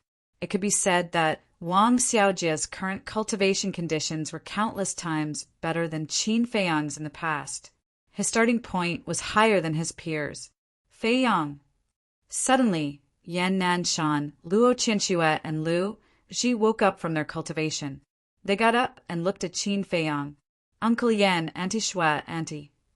Qin Feiyang bowed to them one by one. These 3 were the elders that he respected the most, especially Luo Qianxue and Lu Ji. Besides respecting them, he felt guilty and blamed himself in his heart. Lu Ji stepped forward and grabbed Qin Feiyang's hand. She smiled and said, Feiyang, there's something that I want to discuss with you. Auntie, please go ahead. Qin Feiyang smiled and said, Look, we're already at this age. We feel that there's no point in cultivating. We might as well enjoy life. Therefore, we've decided to go to your ancient pagoda and spend the rest of our lives with old Master Rin and the villagers. Lu Ji smiled and said, Yeah, right now it's the world of you young people. Us old fellows can't interfere at all. Instead of making you worry and dragging you down, it's better to go to the castle and enjoy the rest of my life. Yan Nanshan and Luo Qianxue also nodded and smiled. Thank you, Uncle Yan. Thank you, Aunt Shui. Thank you, Auntie. Qin Feiyang looked at the 3 of them gratefully and bowed deeply. The 3 of them had made this decision out of consideration for him, because in this way he wouldn't have any worries and could boldly wander the outside world. Silly child, we should be the ones thanking you. If it weren't for you taking care of us all these years, I'm afraid we would have already turned into a pile of yellow soil. How could we still have the peaceful life we have now? The 3 shook their heads and laughed.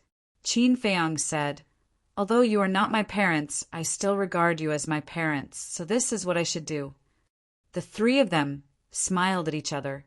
Yan Nanshan smiled and said, We are already very satisfied that you have such intentions. All right, send us to the ancient pagoda. To be honest, we are very curious about that place. Okay. Qin Feiyang nodded and personally led the 3 of them to the ancient pagoda. It's so big? Looking at the endless mountains and rivers, the 3 of them were immediately dumbfounded. A space divine item actually had such a large space? Qin Feiyang smiled and said, When I first saw it, I was also very surprised. You're here. At this moment, Lu Hong flew up and greeted Qin Feiyang with a smile. Then she looked at Yan Nanshan and the other 2 and bowed. Uncle Yan, Aunt Shui, Aunt Lu Ji. Yan Nanshan smiled and said, Little girl, you're getting more and more beautiful.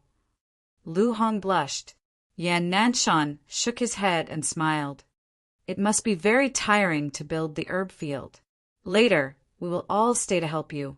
This, Lu Hong was stunned and looked at Qin Feiyang. Qin Feiyang smiled and said, The 3 of you will stay here to enjoy the rest of your life. What elderly? Do you know how to talk? Are we very old? Luo Qianxue pretended to be angry. Ah. Qin Feiyang was stunned and hurriedly waved his hand. Not old, not old. With your looks and energy, even those 17 or 18-year-old young people can't compare. Nonsense. The 3 of them rolled their eyes, but their faces were full of smiles. Yan Nanshan waved his hand and said, Okay, go to your work. We will help to take care of the herb field. Then I'll have to trouble you. Qin Feiyang smiled and looked at Lu Hong. Where are you going to build the herb field? Just outside the village. I'm mainly thinking about the people in the village.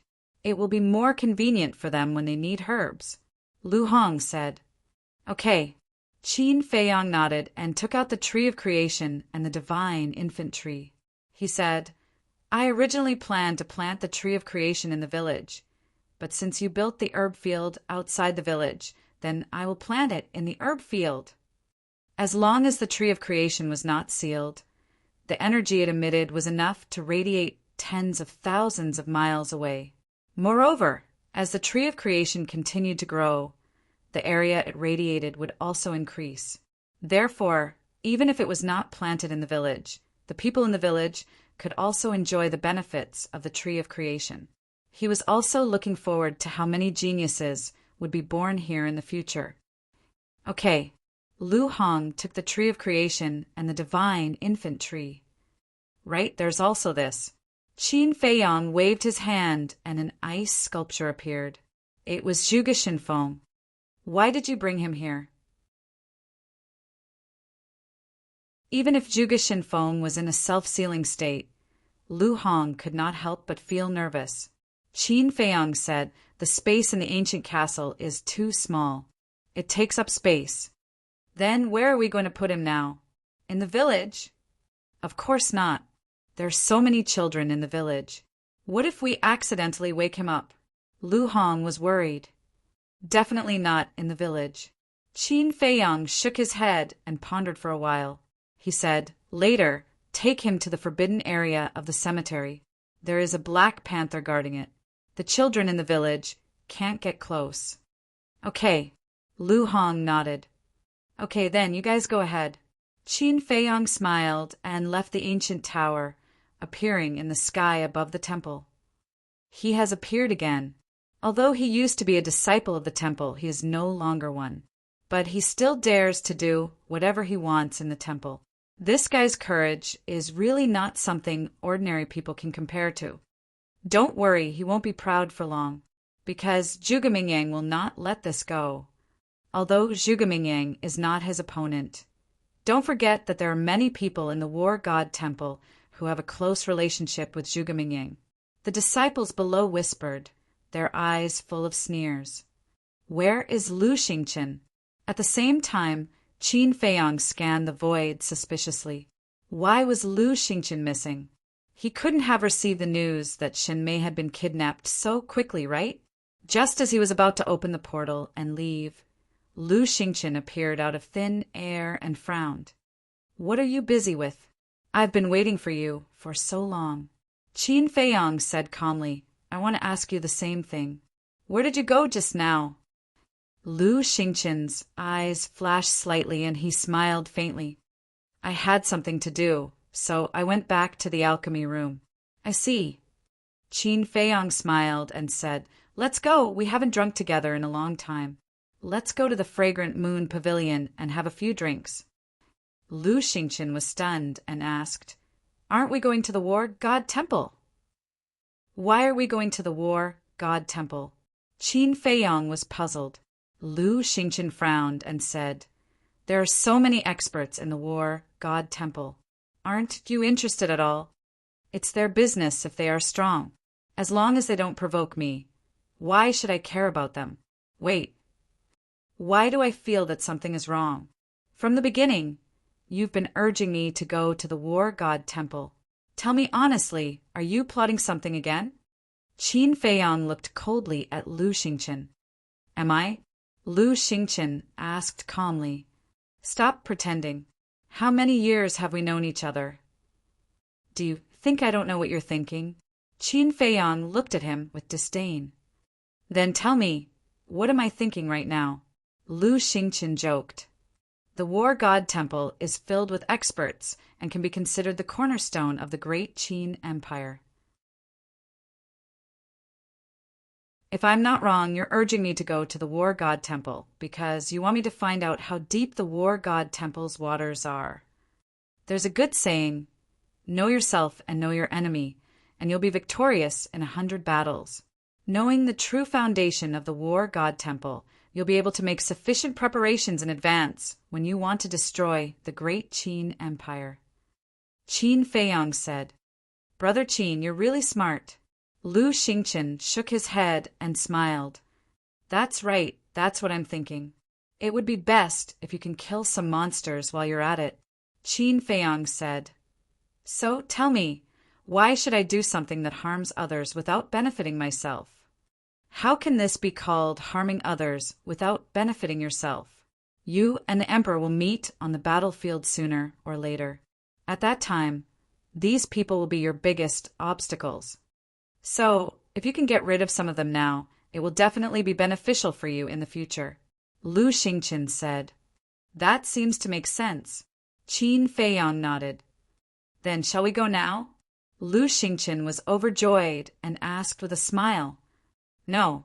Qin Feiyang shook his head. "If it makes sense, then why not?" The smile on Lu Xingchen's face froze as he asked in confusion. Qin Feiyang smiled playfully and asked, "Who said that I have to go if it makes sense?" Lu Xingchen's face twitched fiercely. This bastard, why doesn't he play by the rules? There's still a long way to go. We'll talk about the War God Temple later. It's rare that I'm in the mood today. Let's go and have a few drinks. Qin Feiyang opened the portal and dragged Lu Xingchen toward it. Okay, I can walk by myself. I really have to hand it to you. I don't know what you're thinking." Lu Xingchen looked at him helplessly and entered the portal. "Qin Feiyang, I'll wait for you at the War God Temple. Come and fight with me quickly." But at this moment, a loud voice rolled out from the depths of the temple like thunder. Qin Feiyang raised his eyebrows and turned to look into the depths of the temple. Lu Xingchen smiled and immediately exited the portal. Standing beside Qin Feiyang, he looked into the depths of the temple and said with a smile, "It seems that someone doesn't want you to leave." "Is that so?"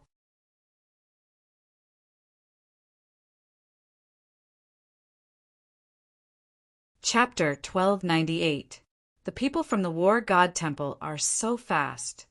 I wonder who it is that is challenging Qin Feiyang. Do you think Qin Feiyang will accept the challenge? Is there a need to ask?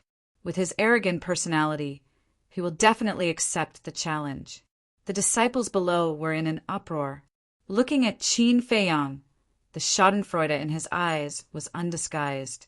Although Qin Feiyang had brought many experts with him, Qin Feiyang's cultivation was only a one-star combat emperor. In the War God Temple, a one-star combat emperor was nothing. Even if he defeated Zhuge Mingyang, there were countless people who were stronger than Zhuge Mingyang in the War God Temple. Lu Xingchen smiled and said, "Brother Qin, this person is so arrogant. How can we tolerate it?" "Then, do you know who the person who's shouting is?" Qin Feiyang asked. Lu Xingchen pondered and said, "Judging from his voice, it seems to be Zhuge Jinghong, ranked 10th on the Fengyin list." "Zhuge Jinghong?" Qin Feiyang frowned. Lu Xingchen said, "You might not be familiar with this Zhuge Jinghong, but if we are talking about Zhuge Nanhua, then you definitely know him." "Zhuge Nanhua." Qin Feiyang's eyes flashed coldly. Of course, he knew this Zhuge Nanhua. Not only was he the confidant of the imperial master, he was also Zhuge Mingyang's great-grandfather. Now he was guarding the pagoda on behalf of Old Man Qin, guarding the teleportation altar. Qin Feiyang asked suspiciously, "What is the relationship between Zhuge Jinghong and Zhuge Nanhua?" Zhuge Jinghong is Zhuge Nanhua's adopted son. It is said that his background is very miserable, but he is very talented. Under Zhuge Nanhua's nurturing, he is now an 8-star combat emperor. Lu Xingchen said, 8-star combat emperor. Qin Feiyang's eyes trembled as he frowned and said, "Since he is an 8-star combat emperor, he must be stronger than Zhuge Mingyang. However, why is he ranked behind Zhuge Mingyang? Do you still need to ask?" "Of course it's to take care of Zhuge Mingyang. After all, he is the genius of the Zhuge family," Lu Xingchen said. Will the others agree to Zhuge Mingyang dominating the billboard? Qin Feiyang frowned. You still don't know, right? Half of the people on the billboard are from the Zhuge clan. Zhuge Xingfeng, who is ranked #1, has even reached the 9-star combat emperor realm. It is said that he is the #1 person in the war god temple. Say, with Zhuge Xingfeng here, who would dare to touch Zhuge Mingyang? Lu Xingqian sneered. Zhuge Xingfeng, Qin Feiyang murmured. He did not expect the Zhuge family to be so powerful. What do you think? Are you interested now? Lu Xingqian asked. Qin Feiyang smiled and said, being interested is one thing, going or not is another. Come drink with me first. Drink? Lu Xingqian raised his eyebrows. Zhuge Xingfeng had openly issued a challenge. Yet he did not accept it? Has this guy changed his personality? Qin Feiyang, don't be a coward. I will wait for you at the fighting arena. Zhuge Jinghong's voice boomed once again, filled with an insufferably arrogant tone. Brother Qin, he has already said so. Can you still bear it? Lu Xingqian said. Qin Feiyang sighed helplessly and said, even if I can't bear it, I have to. After all, you said that he is an 8-star combat emperor. How can I, a mere 1-star combat emperor, be his opponent? Brother Qin, it's meaningless to pretend like this. Lu Xingqian frowned and said, how am I pretending? This is the truth. Bear with it for a while, and the wind will be calm. Take a step back, and the sky will be clear. Let's go drink. Qin Feiyang opened another teleportation door and forcefully dragged Lu Xingqian in. Actually, his thoughts were very simple. Lu Xingqian wanted him to go, so he would not go. As for Zhuge Jinghong's clamor, he did not take it to heart at all. If you want to shout, then shout. Who has the ability to ignore you? This was actually a change in his state of mind.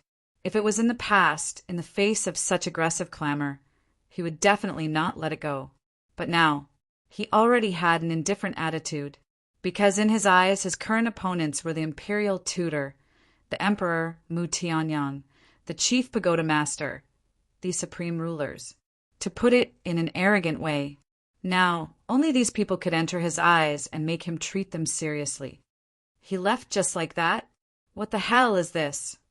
I thought he was very powerful, but it turns out that he is just a weakling. It seems that we have all overestimated him. If not for those 9-star combat emperors helping him, what is he? When the disciples below saw Qin Feiyang open the teleportation door and leave, they could not help but mock him. War god shrine. In the sky above a battle arena, a black-clothed youth stood proudly. His hands were behind his back, his long hair draped over his shoulders as he looked disdainfully at the sky. His 2 thick eyebrows were like sharp swords, emitting a shocking sharpness. That's right. This person was Zhuge Jinghong. The battle arena below was also filled with a sea of people. They were also disciples of the war god shrine, and the lowest cultivation was a battle sage. There were even a bunch of combat emperors. Do you guys think that Qin Feiyang will come? Don't worry, this person is arrogant. Facing senior brother Jinghong's challenge, he will definitely come. When he comes, there will be a good show to watch. Everyone was discussing, their eyes filled with playfulness and anticipation. Whoosh! Suddenly, a ray of light streaked across the sky and landed in front of Zhuge Jinghong. It was a short, black-clothed man, looking at Zhuge Jinghong. His face was full of respect. Xia Changjin, is Qin Feiyang here? Someone below immediately asked loudly. Zhuge Jinghong also retracted his gaze and looked at the short man. Xia Changjin glanced at the people below, looked at Zhuge Jinghong, and shook his head. He didn't come. He didn't come? Everyone was shocked.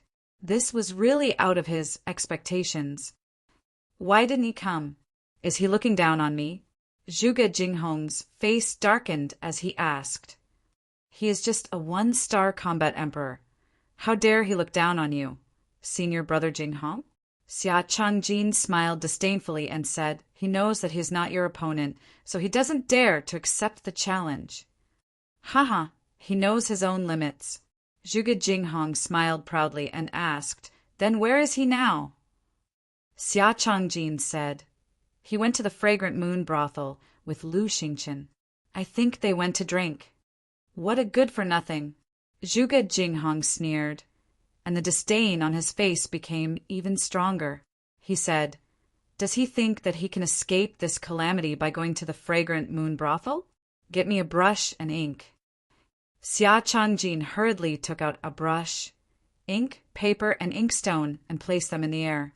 Zhuge Jinghong waved his hand, and the brush landed in his hand. Then he quickly wrote, and 2 bold words appeared on the paper. "Trash." "TSK, TSK, TSK." Senior brother Jinghong is really domineering. He directly sent the 2 words Qin Feiyang. When he sees these 2 words, his expression will definitely be very interesting. The people below all laughed loudly. Zhuge Jinghong's face was also full of ridicule. He looked at Xia Changjin and said, "Immediately send this to Qin Feiyang. You must send it into his hands. Also, tell him that if he is not convinced, he can challenge me. I, Zhuge Jinghong, will always respect him." "Understood." Xia Changjin smiled, folded the paper, and opened the portal and left. At the same time, in front of a courtyard, Yan Wei appeared out of thin air while holding a girl. The girl was Shen Mei. After all these years, she had become more mature and charming. However, she was currently unconscious. "Lord, I have returned." Yan Wei looked at the pavilion in the courtyard and said respectfully, "Come in." The imperial tutor's voice came from inside. Yan Wei pushed open the door and entered. He walked to the front of the pavilion and pushed open the door. He saw the imperial tutor sitting alone beside the tea table in the hall. Yan Wei walked in with Shen Mei in his arms. "Well done." The imperial tutor smiled. Then he looked at Shen Mei and frowned. He asked suspiciously, "Who is she? Didn't I ask you to capture Ren Wushuang? Why is she an unrelated person?" "I am incompetent. I couldn't find Ren Wushuang." Yan Wei's gaze trembled. He quickly put down Shen Mei and said in fear, "Why couldn't you find her?" The imperial tutor raised his eyebrows. "According to my investigation, Ren Wushuang went missing a few days ago. Her grandfather also went missing." This subordinate is thinking that it might be because Milord kidnapped Qin Feiyang's mother last time, causing Qin Feiyang to become alert and take them away. Yan Wei said calmly, "That damn little bastard. He is really difficult to deal with." The imperial tutor snorted and looked at Shen Mei. "Then who is she?" Yan Wei said, "Her name is Shen Mei. According to my investigation, she has a good relationship with Qin Feiyang. Most importantly, she and Ren Wushuang are like sisters." "Like sisters? Since they are so close, why didn't Qin Feiyang take her away with Ren Wushuang?" The imperial tutor frowned. "This should be her personal reason. I don't know," Yan Wei said. The imperial tutor looked at Shen Mei and pondered for a while. "Well, it's better than nothing. Go find Qin Feiyang immediately and tell him that this woman is in our hands. See his reaction. If he has a big reaction, it means that he really cares about this woman. Okay." Yan Wei nodded and immediately opened the portal and walked in. First District, Fragrant Moon Brothel. "Young Master Qin, you just came back and you came to our Fragrant Moon Brothel to play. We are really flattered. Come in, please." Seeing Qin Feiyang and Lu Xingchen enter the hall, 2 waiters hurried to greet them with flattering smiles. "Qin Feiyang, why did he come to the Fragrant Moon Brothel again?" "I just received news that he went to the Divine Palace." Hearing the voices of the 2 waiters, the guests in the hall all put down their bowls, chopsticks, and wine glasses in their hands and turned to look at Qin Feiyang, their eyes full of suspicion. Qin Feiyang stood in front of the door, glanced at the crowd, and said with a smile, "I hope I didn't ruin everyone's mood." No, It's our honor to be able to eat and drink in the same place as young Master Qin. Don't you think so? Yes, yes, yes. Everyone nodded and flattered. Qin Feiyang shook his head and smiled. He looked at the two waiters and said, "Arrange a quiet place for me, and bring me 2 pots of the best wine in your store. I want to properly entertain this good brother of mine." Good brother. Everyone's heart trembled. Looking at Lu Xingqian next to Qin Feiyang, their pupils contracted slightly. They didn't expect Lu Xingqian and Qin Feiyang to be so close. Some people even had envy in their eyes.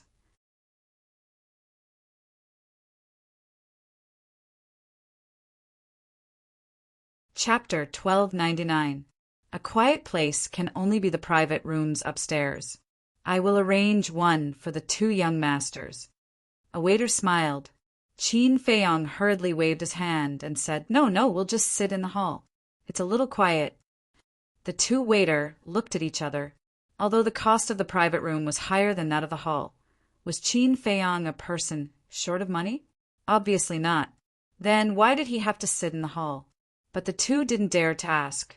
Glancing around the hall, they found an empty table in the left corner. "Let's sit there." "It's in the corner. It's relatively quiet. What do you think, young Master Qin?" The 2 waiters looked at Qin Feiyang and asked. "Okay." Qin Feiyang nodded. "Then, please." One of the waiters led Qin Feiyang to the table and said with a smile, "I'll bring the food and wine to you right away. Please wait a moment." "Okay," Qin Feiyang said. The waiter smiled, turned around and ran away. "Let's continue. Don't be so reserved." Qin Feiyang looked at the people in the hall and said with a smile. Then he sat down on a chair, pointed to the chair opposite him, and said with a smile, "Brother Lu, please sit down." Lu Xingqian glanced at Qin Feiyang, walked to the opposite of Qin Feiyang and sat down, glancing at the people around. Although those people were minding their own business and eating and drinking, they would glance at him from time to time. That kind of strange look made him very uncomfortable. Phew! He took a deep breath, looked up at Qin Feiyang, and said with a rather gloomy face, "Is this the purpose of you bringing me to Fragrant Moon House?" "Purpose?" Qin Feiyang was stunned and puzzled. "What do you mean?" "I just asked you to accompany me to drink. What purpose can I have?" "Pretend. Keep pretending." Lu Xingqian snorted coldly. "Why should I pretend?" Qin Feiyang became more and more puzzled. Lu Xingqian said angrily, "Then let me ask you, why did you say that I'm your good brother in front of everyone?" "Are we not on good terms?" Qin Feiyang asked. "Do you think we're close enough to call each other brothers?" Lu Xingqian was getting angrier and angrier. "It's not that good, but what's wrong with me saying that?" Qin Feiyang was suspicious. "Nonsense. Of course not. What's your situation now? The imperial advisor, the emperor, and the Zhuge family are all trying to deal with you. But they can't do anything to you because you have someone protecting you. What about them? You can only start with those who are close to you. And now, you're publicly declaring that I'm your good brother. Aren't you clearly trying to drag me down with you?" Lu Xingqian was furious. This guy was really insidious and cunning. If he was not careful, he would be tricked to death by him. Qin Feiyang's eyes flashed with a smile. He shook his head and said, "Your imagination is too rich. In fact, it's not as complicated as you think. I just want to treat you to a few drinks." "Don't talk nonsense. You think I don't know who Qin Feiyang is? You're not having a good time now, and you don't want me to have a good time either." Lu Xingqian snorted coldly.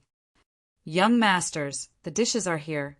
At this time, the waiter ran over with a few dishes, 2 pots of wine, and 2 wine glasses. After putting them on the table, he hurriedly ran away. Qin Feiyang chuckled, picked up the wine pot, and filled the 2 wine glasses. Then, he put down the wine pot, grabbed a wine glass, and handed it to Lu Xingqian. He said with a smile, "Don't be like this. Even if the imperial advisor wants to deal with you, with your ability, what are you afraid of? So you admit it? Lu Xingqian sneered.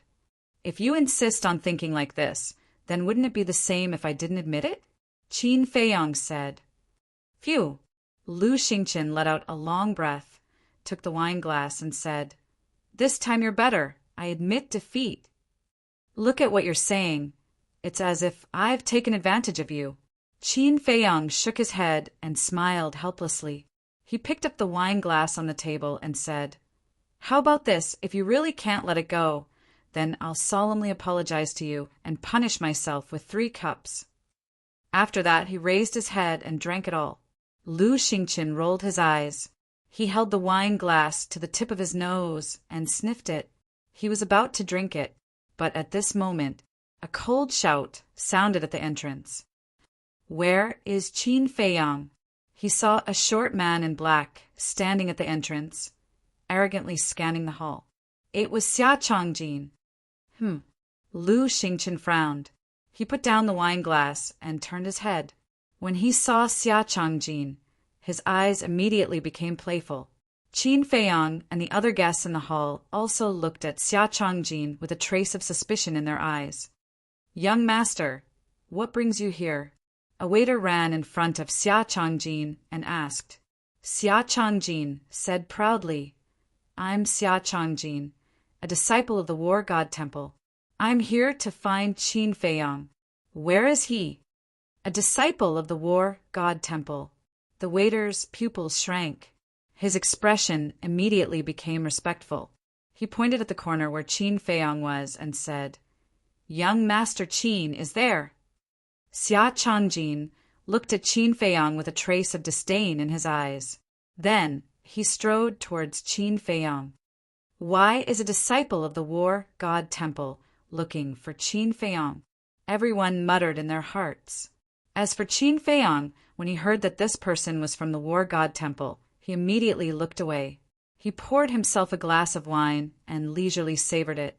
This person was only a 1-star combat emperor. He was not worthy of his attention.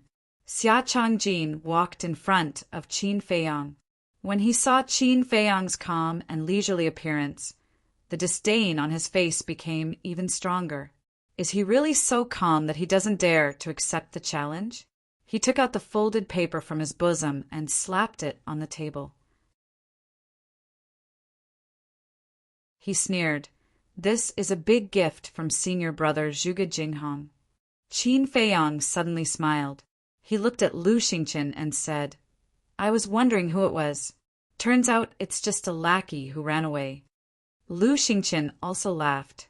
From the beginning to the end, the two of them did not even look at Xia Changjin properly. That disdainful attitude and those sarcastic words made Xia Changjin furious. He shouted, You better watch your words.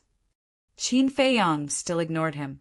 He looked at Lu Xingqian and said with a smile, Brother Lu, whose kitten and puppy did not tie up properly and came to disturb us while we were drinking. Didn't he say that he came to deliver the gift on behalf of Zhuge Jinghong? Then he must be from the Zhuge family. Lu Xingqian said with a smile, I see. Birds of a feather flock together. Qin Feiyang suddenly understood and said with a smile. The faces of the guests and waiters in the hall turned red. These two are really good. They don't even use vulgarities when cursing. However, Xia Changjin was about to explode in anger. He slapped away the wine glasses in Qin Feiyang's hands and shouted, I dare you to say that again! Qin Feiyang's and Lu Xingqian's faces immediately darkened. They turned to look at Xia Changjin. Their cold eyes made Xia Changjin's body tremble. An indescribable fear emerged in his heart. However, when he thought of Zhuge Jinghong behind him, he became more confident. What? Do you dare to touch me? Let me tell you, I came to deliver the gift on behalf of Senior Zhuge Jinghong. If you dare to touch a single hair on my head, Senior Zhuge Jinghong will not let you off. I think that with Senior Zhuge Jinghong's status in the War God Shrine, I should tell you. His ranking on the War God Shrine's Wind God ranking list is Xia Changjin was full of himself. However, before he could finish speaking, Qin Feiyang suddenly stood up and grabbed his neck. He said with a smile, "I really don't know what gave you the courage to bare your fangs and brandish your claws in front of me." After he finished speaking, he waved his hand. The two of them released their battle chi and directly cut off Xia Changjin's arms. Ah! The piercing pain made Xia Changjin howl in pain. Blood spurted out from his shoulder like a fountain. Since you want to be a dog, then you should have the awareness of being a dog. Don't provoke someone you can't afford to provoke. Qin Feiyang waved his hand again. A wisp of battle chi entered Xia Changjin's lower abdomen, shattering his sea of chi, cutting off his arms and destroying his sea of chi. This person is indeed cruel. We can't afford to provoke him. The pupils of the people in the hall shrunk. They were terrified. Lu Xingqian looked at Xia Changjin and laughed. Look, giving a gift is a good thing, but you forced Brother Qin to make a move. Are you satisfied now? Xia Changjin was scared out of his wits.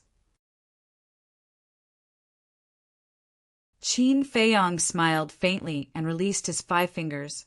With a bang, Xia Changjin fell to the ground. His face was distorted from the pain. His blood also flowed to the ground. It was a shocking sight. Qin Feiyang returned to his seat, grabbed the piece of paper and opened it. His eyes immediately flashed with killing intent. What's written on the paper? Everyone couldn't help but stand up and look around curiously. I saw it. The word trash is written on it. This Zhuge Jinghong actually gave him those 2 words. He's obviously looking for trouble. Everyone's heart trembled. This was forcing Qin Feiyang to make a move. Lu Xingqian looked at the 2 words on the paper and laughed. Brother Qin, you can't take it anymore, right? Ha ha! Qin Feiyang laughed loudly, and his expression was filled with a wisp of viciousness. Crack! He clenched his big hand, and the paper immediately turned into ashes. Then he looked down at Xia Changjin and laughed. Go back and tell Zhuge Jinghong to stop playing such childish tricks. This will only make him look more childish and stupid. Yes. I'll definitely pass on the message. Xia Changjin nodded repeatedly. Then get lost, Qin Feiyang said. Xia Changjin hurriedly got up and ran outside. However, when he turned around, his eyes were filled with hatred. Is there something wrong with your ears? Didn't you hear me tell you to get lost? Qin Feiyang said indifferently. Xia Changjin's body trembled.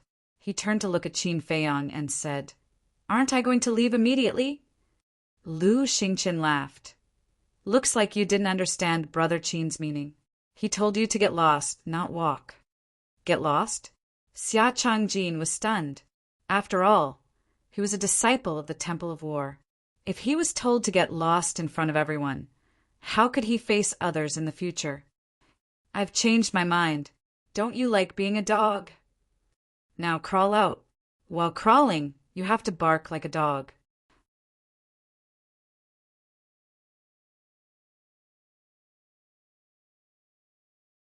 Chapter 1300. Crawl out. Everyone's mouth twitched. Wasn't this making things difficult for Xia Changjin? How could he crawl when both his arms were chopped off? Xia Changjin's face turned green when he heard Qin Feiyang's words. Although he wasn't as talented as Zhuge Jinghong, he was still a genius to be able to become a disciple of the War God Temple. He had pride. He had dignity. He had to crawl out in front of everyone and bark like a dog. How could he survive in the War God Temple in the future? Moreover, this matter would definitely spread out. At that time, wouldn't he become the laughingstock of everyone's leisure conversations? This was simply forcing him to a dead end. He gloomily stared at Qin Feiyang and said in a deep voice, It's best to leave some leeway as a person and not go overboard. Are you threatening me? Qin Feiyang turned to look at Xia Changjin with a murderous look in his eyes. Xia Changjin's eyes trembled. He knew that he couldn't escape today. He clenched his teeth and knelt on the ground. He didn't have hands, so he used his knees to slowly crawl out. Woof! He lowered his head and barked like a dog. He didn't dare to look at everyone because it was embarrassing enough. Qin Feiyang, I swear that I won't let you go.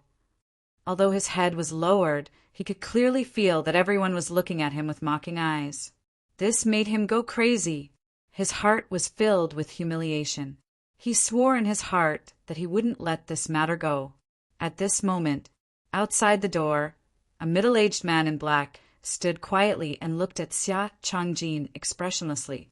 However, if one looked closely, they would find that there was a hint of contempt in his eyes. This person was Yan Wei. He came to find Qin Feiyang under the orders of the imperial tutor, but he didn't expect to see such a good show. In his heart, he was also sincerely happy for Qin Feiyang. During this trip to the reincarnation ocean, not only did Qin Feiyang's strength increase, but he also subdued a large number of strong cultivators. Now that there were no false gods who could compete with Qin Feiyang, I didn't choose the wrong person. In the future, this child will definitely become a supreme existence that will make even the imperial preceptor tremble. Yan Wei mumbled. At this moment, Xia Changjin finally arrived at the door. He stood up and glared at Qin Feiyang, then ran outside. Yan Wei lifted his leg and tripped Xia Changjin. With a bang, Xia Changjin staggered and fell flat on his face. 2 of his front teeth were broken. Ugh! Everyone was stunned. Qin Feiyang and Lu Xingchen also looked at each other. My apologies. I didn't notice. Are you okay? Yan Wei's eyes flashed with ridicule. He hurriedly helped Xia Zhangjin up and apologized. Are you fucking looking for death? Xia Zhangjin was furious, but when he saw Yan Wei's face, his expression changed. At that time in the first district, Yan Wei was following beside the state preceptor, and many people saw it. Xia Changjin also knew. After all, Yan Wei had challenged Qin Feiyang in front of countless people. He was now considered a celebrity in the city. As such, seeing that it was Yan Wei, Xia Changjin could only swallow his anger. What did you say just now? I'm looking for death? Do you know who I am? However, Yan Wei did not want to let Xia Changjin off. He sneered. No, this is a misunderstanding. Xia Changjin hurriedly shook his head. Misunderstanding. I'm a law enforcer of the law enforcement hall, but I was insulted by a disciple in public. If this were to spread, wouldn't I become a joke? Yan Wei yelled angrily. You're a law enforcer? Xia Changjin's expression changed. Yan Wei directly took out the law enforcer token. This disciple has eyes but failed to see. Please forgive me. Xia Changjin shivered and knelt on the ground to beg for mercy. The law enforcers in the divine hall were like the god of death. The disciples basically stayed away from them. Sigh. Looking at this scene, the people in the hall could not help but sigh in their hearts. He had just been severely humiliated by Qin Feiyang and now bumped into the muzzle of a law enforcer. One had to admit that this guy was really unlucky. You'd better be careful next time.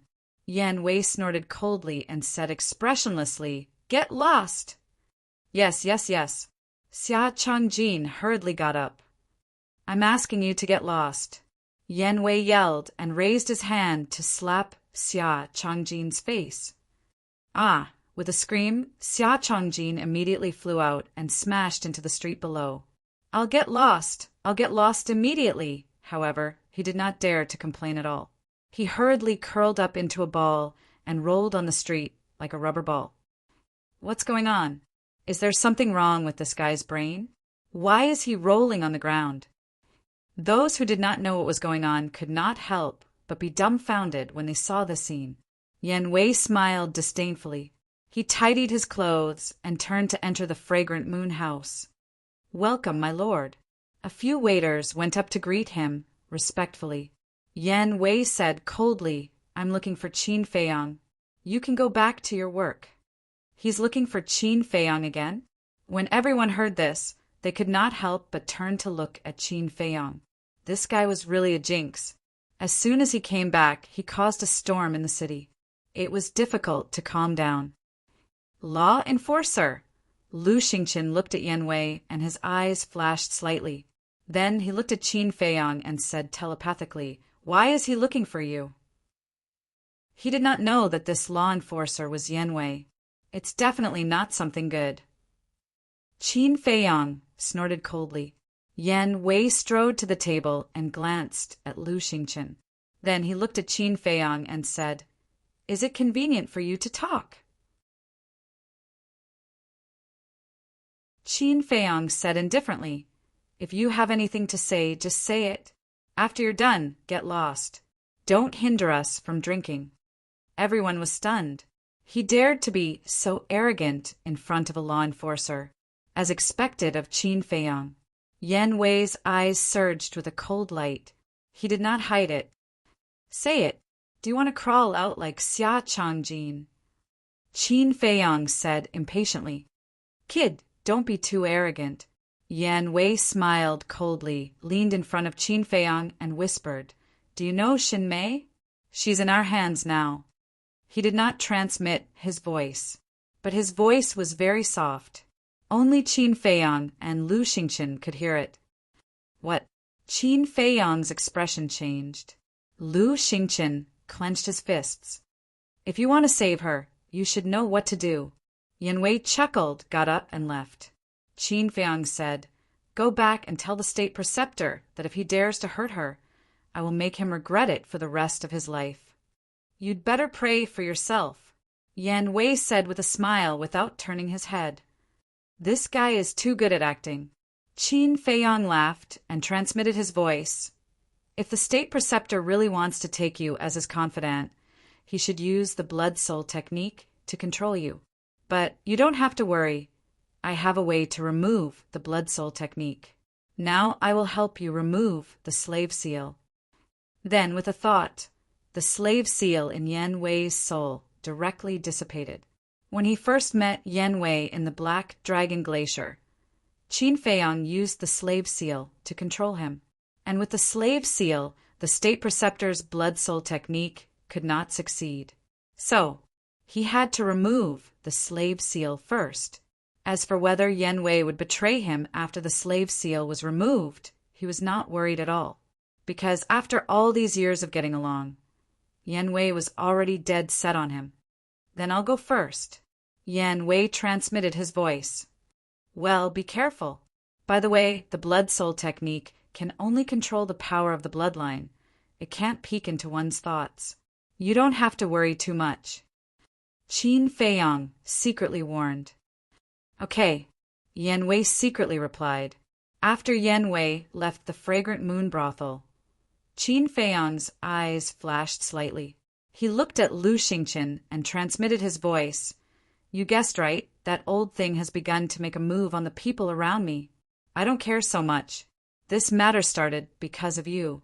You have to save Xin Mei, or I will not let you off." Lu Xingqian secretly said, "It's not like you don't know the state preceptor. He is a cunning old fox. He will definitely hide Xin Mei immediately. How do you want me to save her?" Qin Feiyang frowned. Lu Xingqian's face was as dark as water. Qin Feiyang coldly snorted. "To be honest, this matter is actually your fault." "Me?" Lu Xingqian raised his eyebrows. "At first, I was worried that the state preceptor would make a move on them, so I wanted to take them away. But Xin Mei was willing to stay in the Divine Hall for you. I thought you would take good care of her, but I didn't expect that she would be taken away by the state preceptor," Qin Feiyang said. Lu Xingqian's fingers clenched tighter and tighter, making a cracking sound. Qin Feiyang said, "I'm afraid I can't help in this matter, because I can't give the state preceptor what he wants. Only you can do it, and with the help of Mu Qing's all-seeing eye, I believe it won't be difficult for you to save Xin Mei." "What does the state preceptor want?" Lu Xingqian asked, his eyes flashing. "I can't tell you now, but I can tell you with certainty that if the state preceptor gets this thing, you and I will be finished." Qin Feiyang said in a low voice. "So serious?" Lu Xingqian raised his eyebrows. Qin Feiyang nodded and added, "To be exact, it's more serious than I said." Lu Xingqian's heart sank. After pondering for a while, he got up and said, "I'm not in the mood to sit with you. Goodbye." After that, he opened the portal and walked in without looking back. Qin Feiyang looked at Lu Xingqian's back, and a smile flashed in his eyes. As soon as he returned to Imperial City, Lu Xingqian began to use the Temple of War to set up a trap for him. Frankly speaking, he really had a headache. But now, in order to save Xinmei, Lu Xingqian wouldn't have time to harass him for the next period of time. He could also deal with business. That's right. He let Yan Wei kidnap Shen Mei to test whether Lu Xingqian was sincere or not. But that was only secondary. Most importantly, he wanted to use Xin Mei to stall Lu Xingqian for another matter entirely. And this time, he had to get to the bottom of it. Qin Feiyang's eyes flashed, and he shouted, "Waiter, the bill!" In a courtyard, the state preceptor sat by the tea table and looked at Yan Wei with a smile. "Well done." Yan Wei bowed and said, "It's this subordinate's honor to serve you, sir." The state preceptor sized up Yan Wei for a moment and said, "I have always seen your loyalty. From now on, you will follow me." "Really?" Yan Wei was wild with joy. "Yes." The state preceptor nodded and said, "However, you also know my character. I don't trust anyone easily. This subordinate understands. As long as I can follow you, I will do whatever you want me to do." Yan Wei lowered his head and said, "Very good." The state preceptor smiled happily. His hands formed a seal, and a blood-red mark appeared.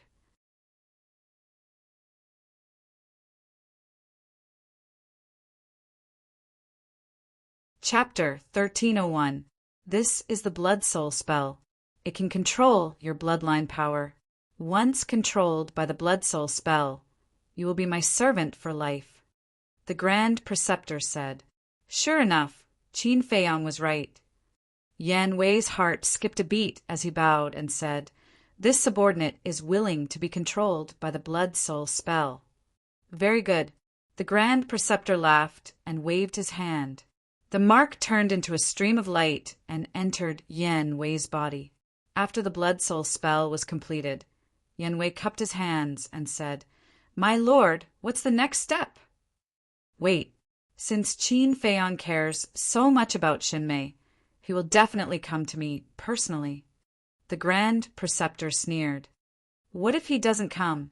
After all, Qin Feiyang can't be looked at with ordinary eyes." Yan Wei said, "You have a point." The Grand Preceptor nodded. After thinking for a moment, he sighed. "It seems that I don't have enough chips in my hands. Go to the spiritual state again." "Why do I go to the spiritual state?" Yan Wei was surprised. When Qin Feiyang was stranded in the spiritual state, he must have made some good friends. "Go and check. If there are any, bring them to the capital," the Grand Preceptor said. This subordinate understands, but there's a problem. Elder Qin is now in charge of the Butterfly Valley. Will this subordinate arouse his suspicion if I go to the spiritual state? Yan Wei said worriedly. "Isn't that simple? The 9 states are connected. You can go to the other 8 states first before entering the spiritual state. How about this? Go to the pagoda and find Zhuge Nanhua. He will make the arrangements." The Grand Preceptor said and gave the coordinates of the pagoda to Yan Wei. "Yes." Yan Wei responded respectfully and opened the portal to leave. Somewhere in the void of the hall, there was a spatial divine item hidden. Mu Qing stood beside Lu Xingqian and frowned. "My lord, is Shen Mei really that important to you? Is that something you should ask?" Lu Xingqian raised his eyebrows. Mu Qing quickly lowered her head and didn't dare to make a sound. Lu Xingqian looked at the state preceptor on the screen and asked, "Are you sure Xinmei is here?" "My all-seeing, I won't make a mistake. It's definitely here. However, I can't predict the exact location. I think the Imperial Preceptor must have set up a divine power barrier around Xinmei." Mu Qing said, This old bastard. Lu Xingqin's eyes flashed with killing intent. Suddenly, the Imperial Preceptor, who was drinking tea in silence, released his divine sense and instantly captured the divine spatial item hidden in the void. Lu Xingqin saw that the situation was not good and immediately drove the spatial divine item away. The State Preceptor didn't pursue and murmured, "It seems like you really care about this woman." He thought it was Qin Feiyang, but he didn't know that it was Lu Xingqin. Pagoda. Zhuge Nanhua sat in front of the pagoda with his eyes closed. His aura was unfathomable. Yan Wei appeared out of thin air. He glanced at the pagoda and bowed. "Greetings, Lord Zhuge Nanhua." "What are you doing here?" Zhuge Nanhua opened his eyes and looked at Yan Wei suspiciously. Obviously, he knew Yan Wei as well. Yan Wei said honestly, "The Imperial Preceptor is worried that he doesn't have enough chips in his hands, so he sent me to the spiritual state to look for Qin Feiyang's friend." Zhuge Nanhua nodded in realization and smiled. "It seems like the Patriarch trusts you a lot since he gave you such an important mission." Yan Wei smiled. "Follow me." Zhuge Nanhua stood up and opened the pagoda door. He led Yan Wei to the teleportation altar that led to Yuzhou. "Elder Qin is guarding the spiritual state. That old bastard isn't easy to deal with, so it's best not to let him find out.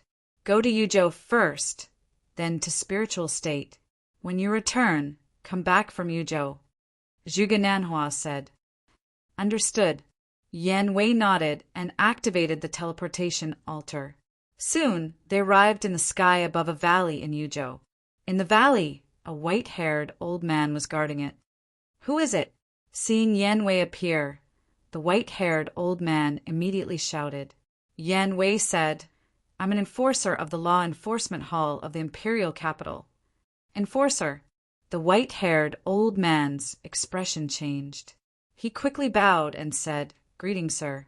May I know why you have come to Yuzhou?" "Don't ask what you shouldn't." Yan Wei glanced at him coldly. Then he turned into a stream of light and flew away without looking back. When he was far away from the valley, a person suddenly appeared in the void. It was Qin Feiyang. Qin Feiyang shouted, "Yan Wei, wait." Yan Wei was slightly stunned. He stopped in the void and turned to look at Qin Feiyang. A hint of surprise appeared on his face as he asked, "Why are you here?" "I followed you here." Qin Feiyang smiled. "Followed me?" Yan Wei frowned and said angrily, "I followed you for so many years, and you still don't believe me." "What are you talking about?"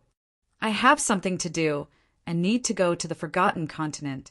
So, I've been hiding in the pagoda looking for an opportunity. I didn't expect to meet you, so I followed you here." Qin Feiyang said, "Go to the Forgotten Continent?" Yan Wei was stunned and asked, "So, you're not following me?" "Why would I follow you?" Qin Feiyang asked. Yan Wei scratched his head and said awkwardly, "I thought that you were doubting my loyalty to you after removing the slave seal." Qin Feiyang was speechless when he heard this. Yan Wei smiled and asked suspiciously, "Don't you have the gate of space and time? Why did you go to the pagoda?"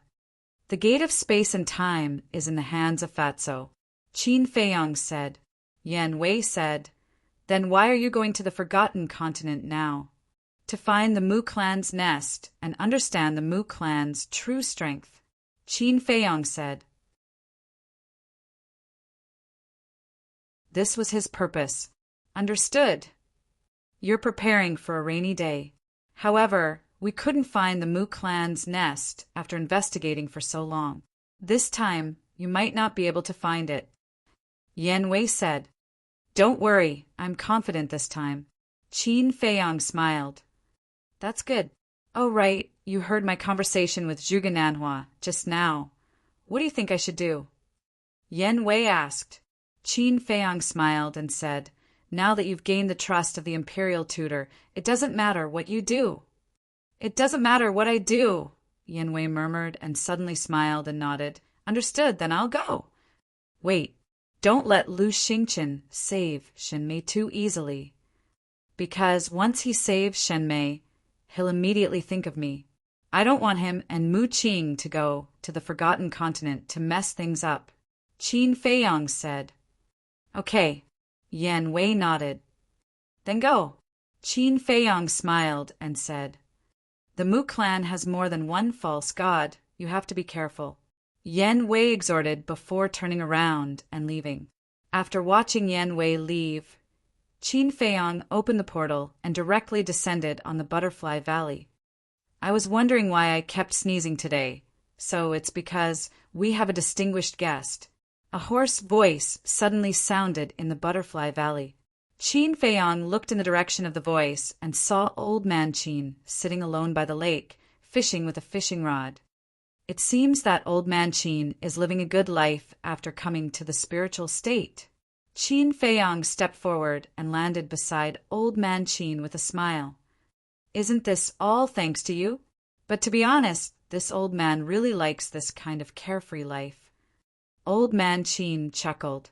Qin Feiyang shook his head and said, Now that the great Qin Empire is facing internal and external troubles, I'm afraid it's impossible for Old Man Qin to live a carefree life. Old Man Qin looked up at Qin Feiyang and said, So, you've investigated everything? Yes. There's conclusive evidence that the national advisor is trying to usurp the throne. Mu Tianyang has also revealed his fangs. However, our current emperor not only doesn't realize it, but also thinks about his own desires all day long. To be honest, I'm really worried about the fate of the great Qin Empire. Qin Feiyang sighed. Old Man Qin asked with a smile, Then why don't you tell him? Will it work? Besides, will he believe me? Qin Feiyang said. Sigh. Old Man Qin sighed and said, It's not just you. Even I don't dare to be honest with His Majesty. His Majesty is becoming more and more incomprehensible. Then Old Man Qin smiled and said, But fortunately there's still you. I believe that with your ability, you can definitely solve these problems. You're overestimating me. Let me say something that shouldn't be said. Most people at my age are still drinking and having fun. Why do I have to bear such a heavy responsibility? Qin Feiyang looked at the calm lake and said, This is the fate of people. Some people are born mediocre. Some people are born rich. And you're born with the responsibility of the world. Perhaps this is unfair to you. But have you ever thought about what is fair in this world? It can be said that there is no fairness in this world. Old Man Qin sighed. Fate, Qin Feiyang murmured, looked up at the sky and shook his head. I don't believe in fate. I only believe that man can conquer the heavens. Old Man Qin smiled and said, With your words, I believe that you can bear this heavy responsibility. Qin Feiyang shook his head and laughed. Old Man Qin asked, Why did you come to the spiritual state this time? To the Forgotten Continent. Qin Feiyang said. Just as he was about to explain, Old Man Qin waved his hand and said, From now on, I won't care about what you do, because I believe that you won't do anything to harm the great Qin Empire. Thank you. Qin Feiyang cupped his hands and said. The meaning of Old Man Qin's words was obvious. He supported him unconditionally. By the way, Qin Feiyang suddenly thought of something and said, Old Man Qin, can I ask you a question? What? Old Man Qin said. Qin Feiyang frowned and said, What is the opportunity to become an immortal? Now, although he didn't lack powerhouses by his side, he didn't have a single false god. And now, only with a few false gods by his side would he have the capital to compete with the imperial advisor, the emperor, and the chief tower master. The opportunity to become an immortal? Old Man Qin was slightly stunned. He looked up at Qin Feiyang and frowned. You are only a one-star combat emperor. Isn't it too early to ask about this? I don't dare to boast, but I am confident that it won't be long before I can break through to the 9-star combat emperor. Qin Feiyang said. Old Man Qin smiled helplessly. This was called not boasting? Even if he opened the door of potential, it was impossible to step into the 9-star combat emperor in a few years or decades, because in the combat emperor realm, there was a huge gap between each small realm.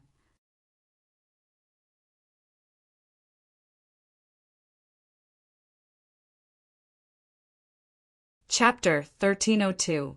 But what Old Man Qin didn't know was that time had no concept for Qin Feiyang, because the rules of time in the castle had changed.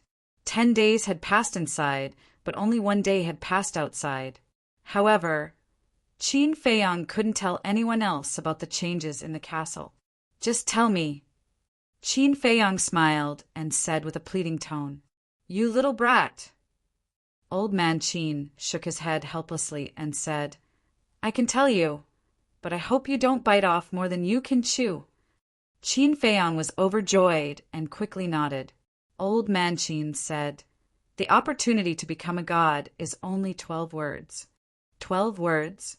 Qin Feiyang was immediately stunned and asked, "Is it that simple?" Of course not. Only by comprehending the true meaning of these 12 words and doing it can you get the opportunity to become a god. Old Man Qin said. "Then what are these 12 words?"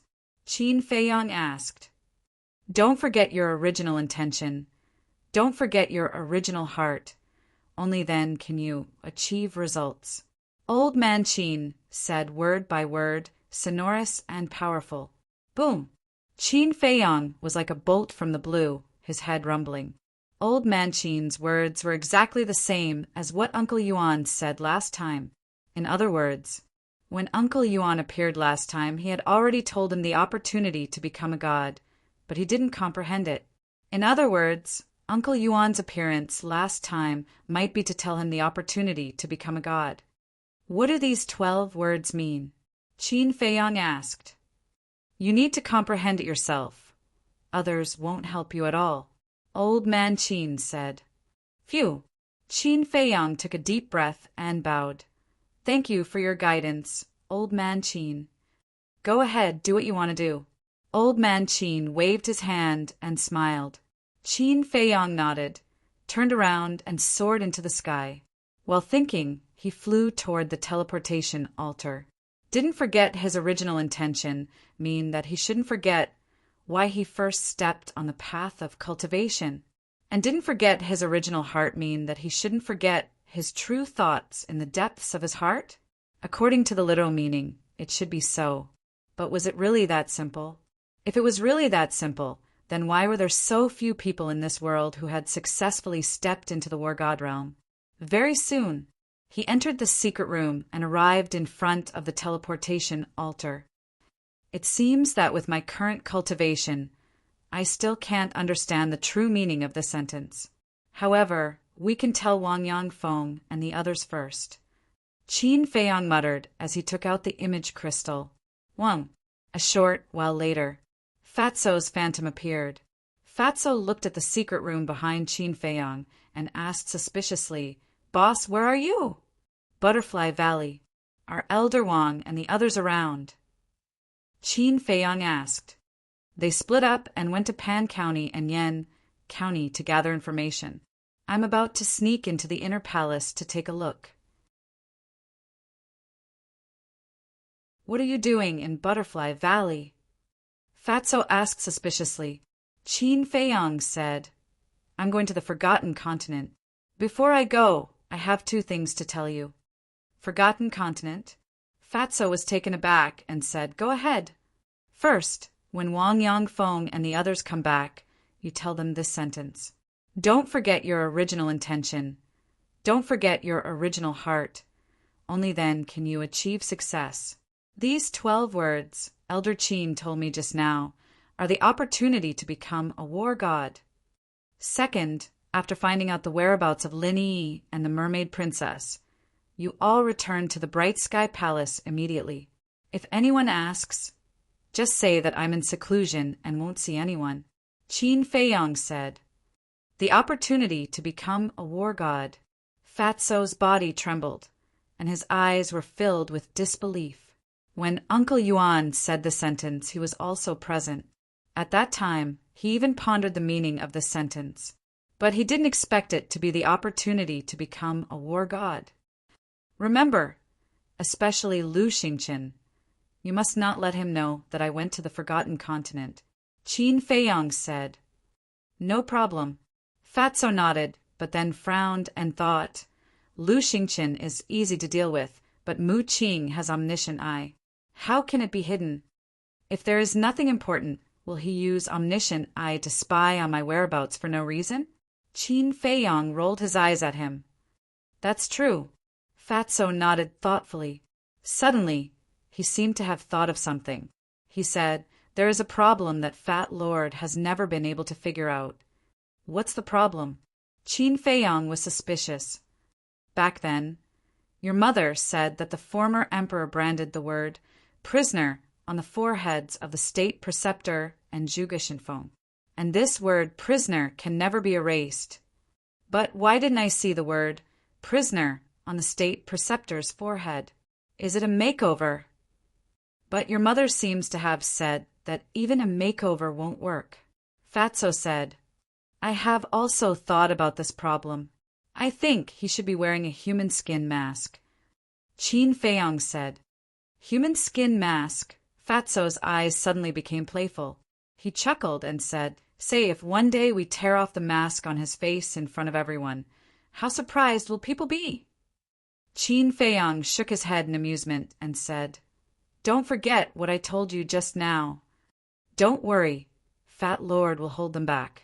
But after you go to the Forgotten Continent, don't forget another thing. Heavenly Spiral Tribe, Chu Xian. Fatso said, murderous intent flashing in his eyes. Heavenly Spiral Tribe, Qin Feiyang murmured. The people of this tribe hated them to the bone, especially Chu Xian. Back then, the resentful look in her eyes was as if she wanted to pull out their tendons and pull out their bones. If they kept them alive, sooner or later they would become a disaster. So it was necessary to get rid of them as soon as possible. I will find her. After saying that, Qin Feiyang turned off the image crystal, opened the teleportation altar, and strode up. Forgotten Continent, Glacier Forest. This place was still the same as before. The cold wind was bone-piercing and the snow was white. Swish! Above the ice lake, Qin Feiyang appeared out of thin air.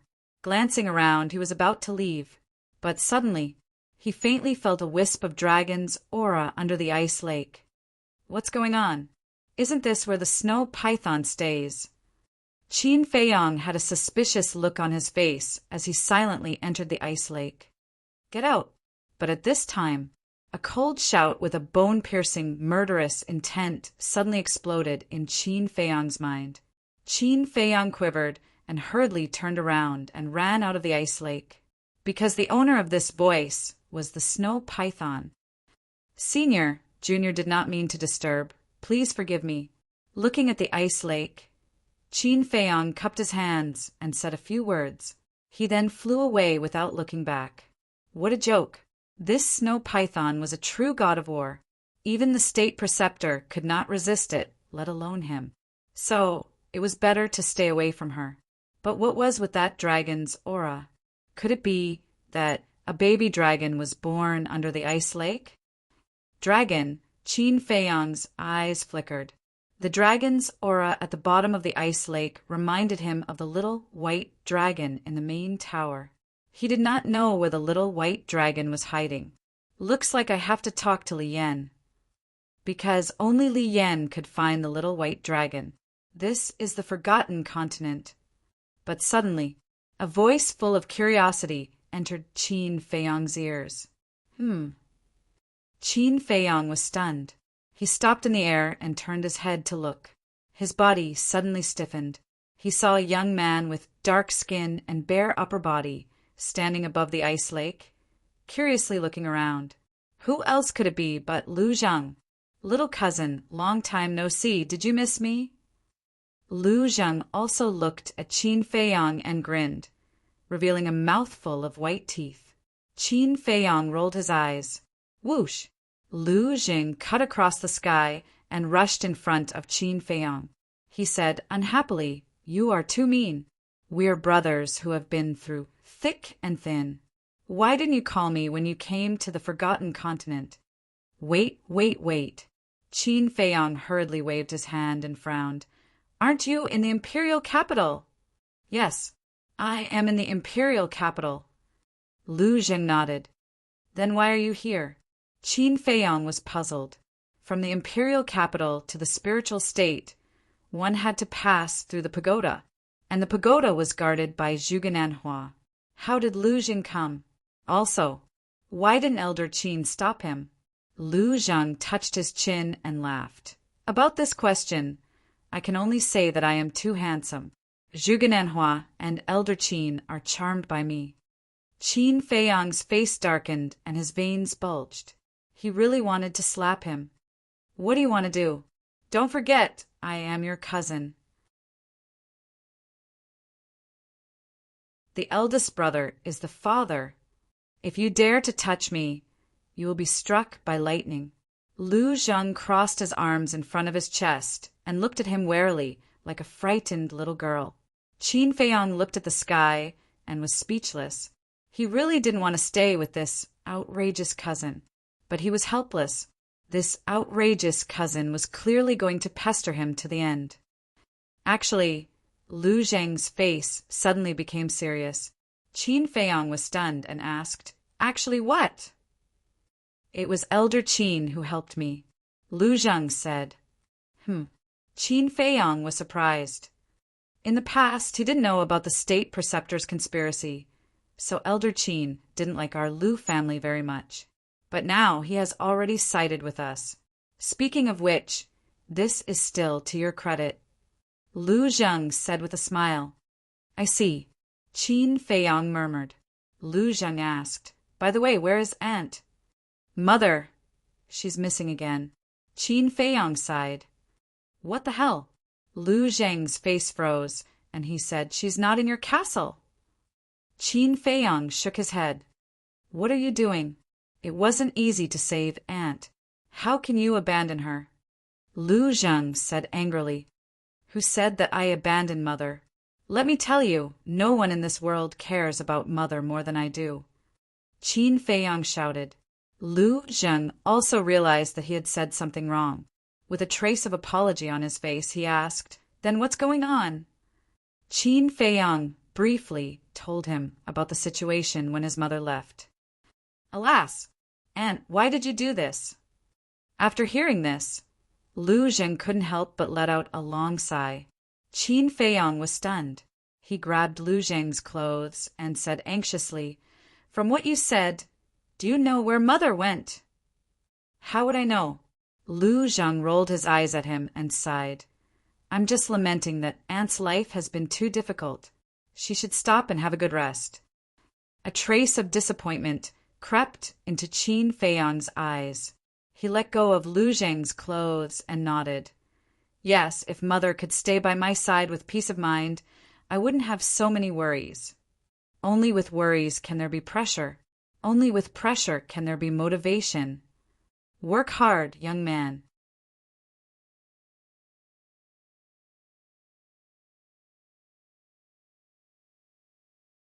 Chapter 1303.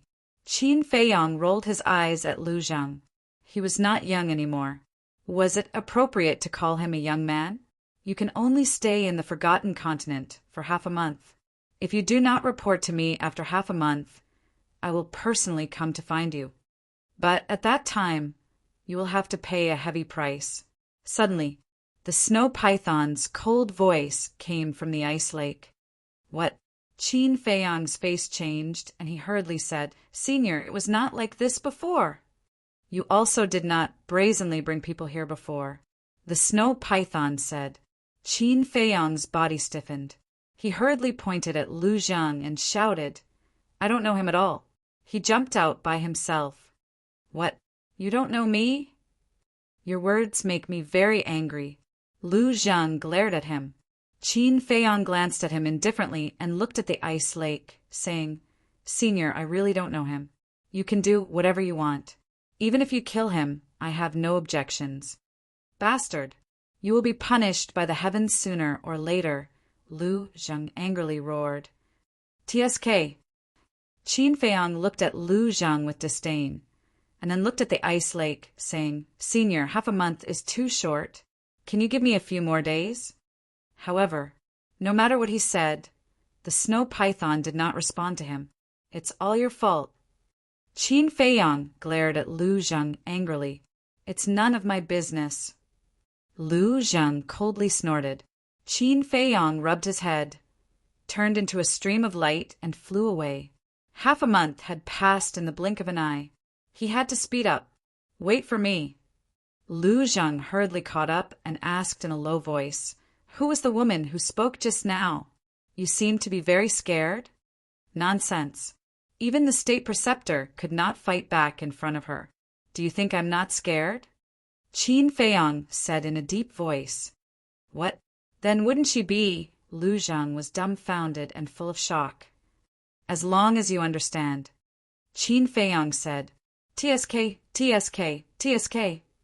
There are even real war gods. This forgotten continent is truly an interesting place. Lu Zheng was speechless. His eyes were filled with anticipation. Interesting. Qin Feiyang snorted inwardly. Although it was interesting, it was also a place where people could lose their lives. Where to now? Lu Zheng asked. Let's leave this glacier first. Qin Feiyang said. Whoosh!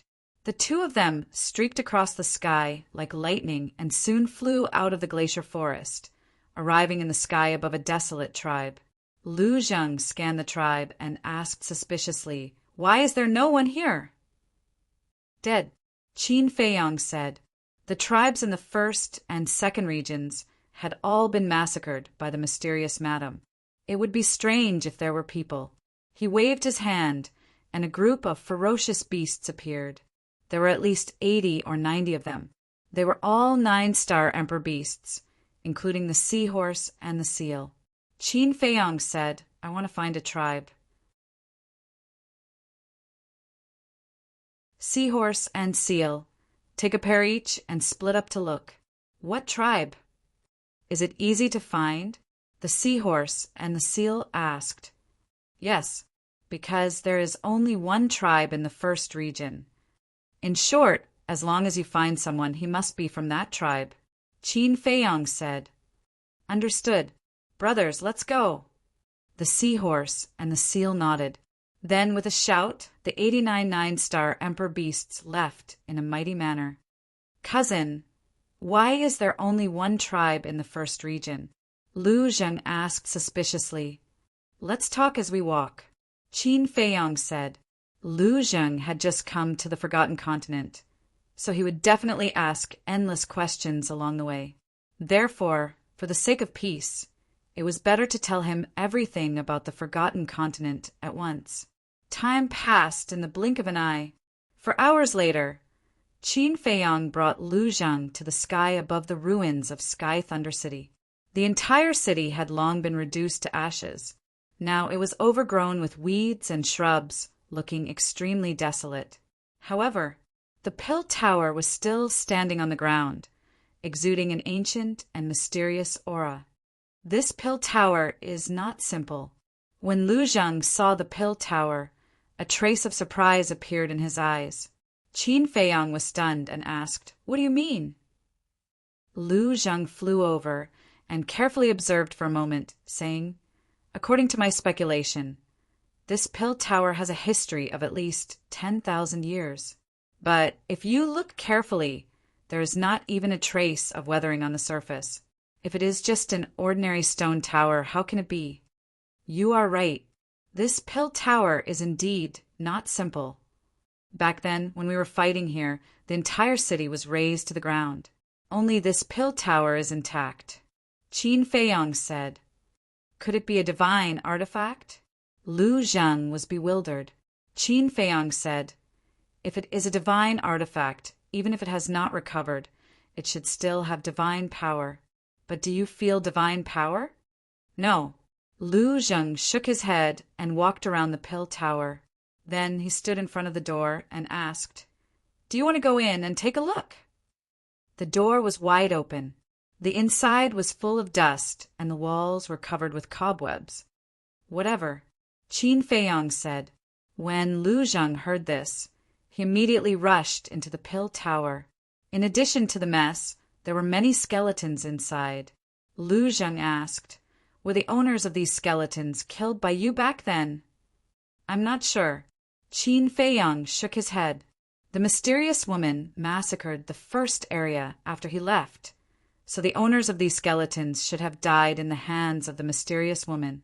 But it had been too long, so he could not remember clearly. "Help! Who can save me?" The two of them had just reached the second floor when a cry for help suddenly sounded upstairs. "Someone is here?" The two of them were stunned. Whoosh! The next moment, the two of them used their fastest speed and rushed to the third floor like lightning. Immediately, they saw a 13 or 14-year-old boy curled up in the corner of an alchemy room. In front of him, there was a group of black spiders. Each of them was the size of a fist and looked quite ferocious as they hissed.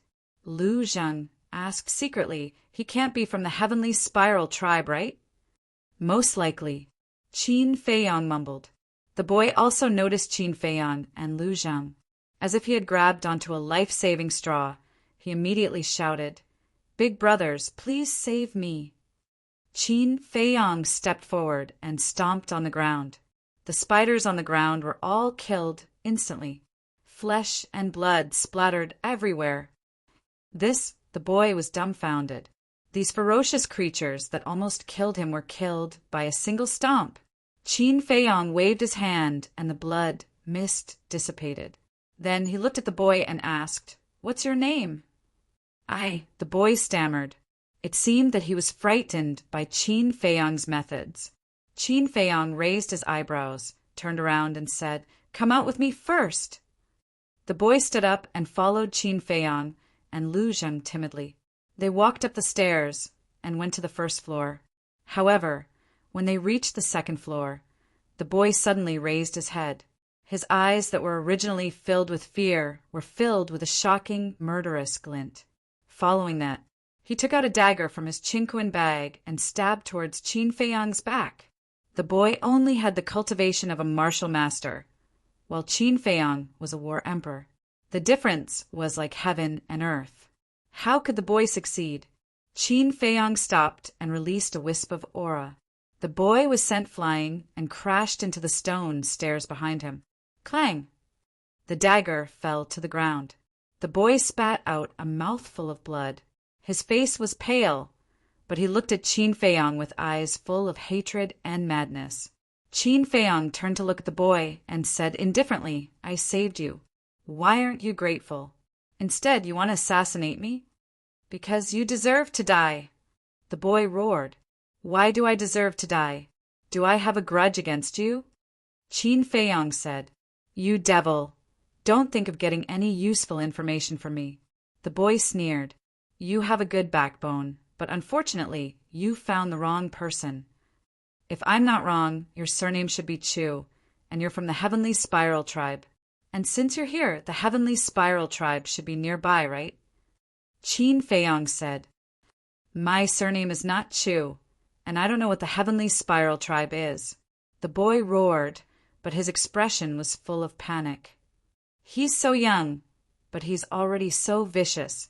It seems that this Chu Xian has instilled a lot of hatred into him." Lu Zheng sighed. "That's normal. If it weren't for me, the Heavenly Spiral tribe wouldn't have been expelled to the first district." Qin Feiyang said, "So you still know. What did my Heavenly Spiral tribe do wrong? What right do you have to do this?" The boy went crazy when he heard Qin Feiyang's words. Qin Feiyang said, "You only know that I was the one who expelled your Heavenly Spiral tribe, but you don't know why I did it. It seems that Chu Xian deliberately hid this matter from you. The Patriarch didn't hide it from us. Isn't it because the Patriarch offended you back then, and you used your position for personal gain to take revenge on us?" "You're a damned devil!"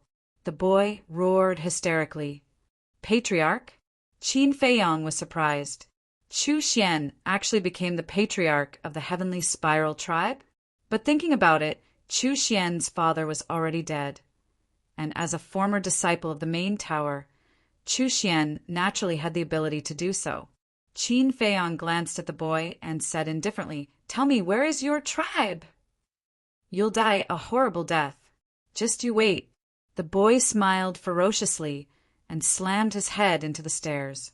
Blood splattered 3 feet, and he died on the spot. This Lu Zhang was dumbfounded and muttered, "How much hatred do you have with the Heavenly Spiral tribe that he would rather die than say it?"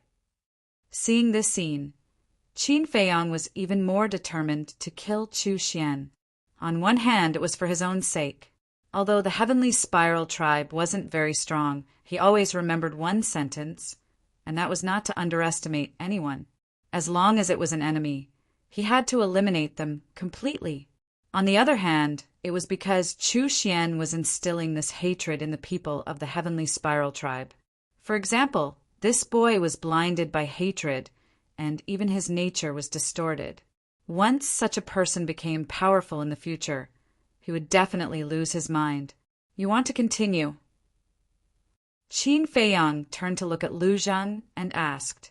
Lu Zhang looked up at the upper floors and said, "Since we're already here, we have to go up and take a look. Go do your thing, don't worry about me."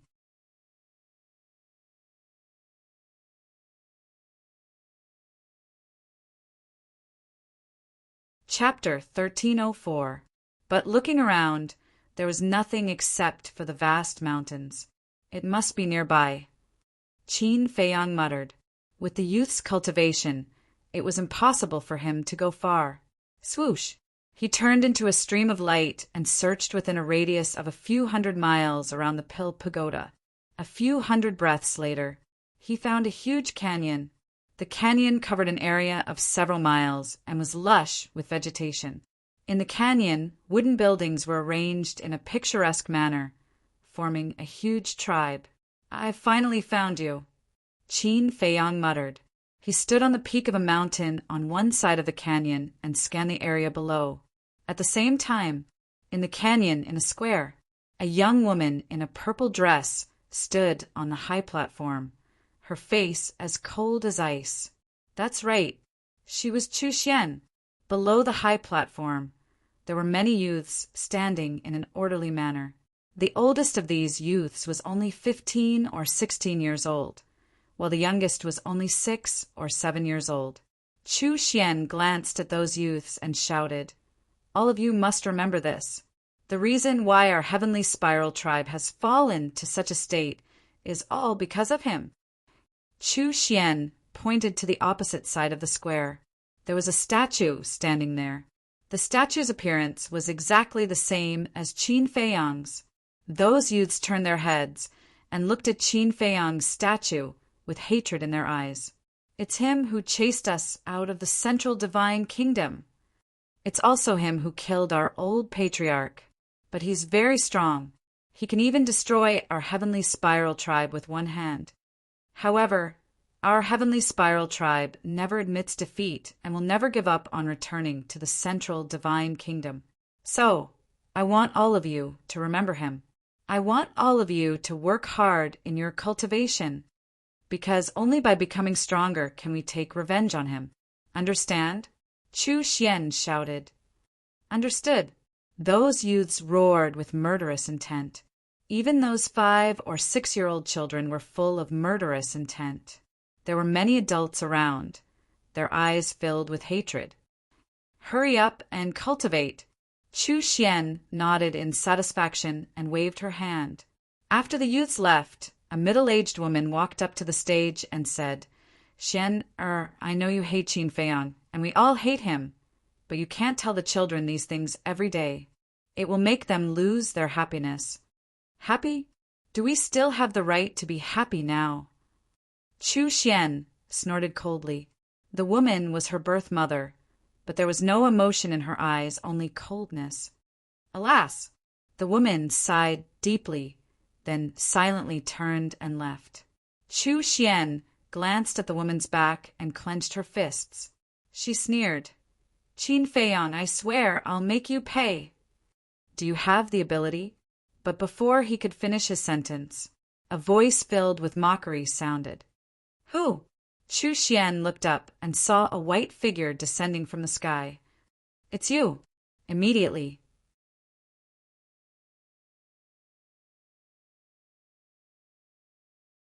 Her eyes were filled with killing intent, but at the same time there was also a trace of panic. Damn it! How did he find this place? The other people in the tribe also changed their expressions. Qin Feiyang landed on the square and looked at the statue opposite him. He shook his head and said, You're really unscrupulous in order to take revenge. What are you doing here? Get out of here right now. You're not welcome here. Chu Xian shouted, There are too many people who don't welcome me, and you're just the most insignificant person among them. Qin Feiyang waved his hand, and the statue shattered. Chu Xian trembled and said angrily, You've already driven us out of the central divine kingdom. What else do you want? Qin Feiyang turned to look at her. His cold eyes made Chu Xian despair. She never thought that Qin Feiyang would find this place. And Qin Feiyang's purpose of coming here was very obvious. He wanted to eliminate the source of the problem. If you can turn over a new leaf and turn over a new leaf, I'll consider letting the Heavenly Spiral tribe go. But what you've done has disappointed me. It's not fair for you to impose your hatred on those children. Qin Feiyang shook his head. Fair? Haha. If there's such a thing as fairness in this world, why would the Heavenly Spiral tribe end up like this? Chu Xian had gone crazy. Until today, you still haven't realized your mistake. You're really hopeless. Qin Feiyang raised his arm and pointed at the air. A wisp of red sword qi appeared and swept toward Chu Xian's chest. Everyone go. Even if we have to risk our lives, we have to take him down with us. Chu Xian shouted as she retreated in panic. Whoosh! The woman who had left earlier returned and blocked in front of Chu Xian. The red sword qi directly pierced through her heart. Ah! A scream and blood splattered in the air. You demon, beast, will kill you! Looking at the woman who had fallen, the surrounding people's eyes suddenly turned red. They roared and rushed toward Qin Feiyang without caring about anything else. Even those youths were grabbing all kinds of ice blades as they charged towards Qin Feiyang with extreme hostility. Qin Feiyang waved his hand and Viper appeared. You know what to do, right? Of course. Viper licked his lips and his eyes flashed with a bloodthirsty light. Whoosh! Qin Feiyang rose into the air and stood on the top of the mountain. He looked into the distance with a trace of inexplicable sadness in his eyes. There were many things in this world that made people helpless. Take the Heavenly Spiral tribe, for example. If he didn't eliminate them today, these people would definitely try their best to take revenge on him in the future. As for right and wrong, they didn't care, because they only remembered that it was he, Qin Feiyang, who drove the Heavenly Spiral tribe out of the central divine kingdom. And this hatred was something they would never forget. And it would be passed down from generation to generation. Finally, this hatred would only grow deeper and deeper. Qin Feiyang, I won't let you go even if I become a ghost. A moment later, accompanied by a vicious roar, Chu Xian finally ended this evil life. Viper also ended the battle. With a wave of his hand, the valley collapsed and the earth sank, covering everything. Whoosh! Viper landed beside Qin Feiyang and said respectfully, Young master, it's all done. Qin Feiyang nodded and didn't look back. He flew toward the Pill Pagoda with Viper. Lu Zheng studied in the Pill Pagoda for a long time but couldn't find anything, so he gave up. After the seahorse and seal brought the 9-star emperor beasts over, Qin Feiyang changed his appearance and opened a portal. He and Lu Zheng directly appeared in the Ice Crystal City in the 9th region. Outside the city, it was covered in snow and the cold wind was biting cold. Strange. Why is this place covered in snow and ice? Lu Zheng disguised himself as a thin young man wearing a large cotton-padded jacket. He walked on the main road and looked around suspiciously. I've thought about this question, but I can't figure it out. Qin Feiyang shook his head. He had disguised himself as a burly man with bulging muscles all over his body. He was filled with a valiant aura. Moreover, both of them hid their cultivation and aura. Lu Zheng glanced at him and muttered, "It seems that if I have the chance, I really have to study this continent properly. It's too abnormal." "Stop!" The two of them walked up to the city gate and were stopped by the 4 guards in front of the city gate. "What's the matter?" Qin Feiyang raised his eyebrows. One of the guards took out a Heaven's Eye stone and said, "Please accept the interrogation." "Why?" Qin Feiyang was puzzled. "See for yourself." The guard pointed to the side of the city gate. Qin Feiyang turned his head and saw a portrait hanging on the wall. Next to it were 3 big words, extremely eye-catching. When Lu Zheng saw the wanted poster, his face couldn't help but twitch. He secretly joked, "The great Qin Empire is looking for you, and the Forgotten Continent is also looking for you. Why are you so unpopular?" Qin Feiyang rolled his eyes. Looking at the wanted poster, he frowned slightly. The reason why he changed his appearance was because he didn't want to be found out, because there were several fake gods in the main tower. The Mu family's foundation was also unfathomable. Once his identity was exposed, the main tower and the Mu family would definitely come to settle the score with him. He thought that it would be easy to fool them, but he didn't expect that the main tower's wanted poster had already been issued to the 9 regions. This was not going to be easy to deal with. Most importantly, even the city gate was so heavily guarded.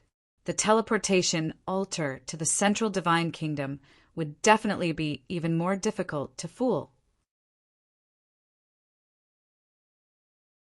"Didn't you enter the main tower before?" "If you show your identity token in the main tower, won't they let you in immediately?" Lu Zheng said with a smile. "It's useless. My identity token is the direct disciple of the main tower master. It's different from the token of an ordinary disciple. Now, the main tower master doesn't have a single disciple. If I take it out, it will directly expose my identity."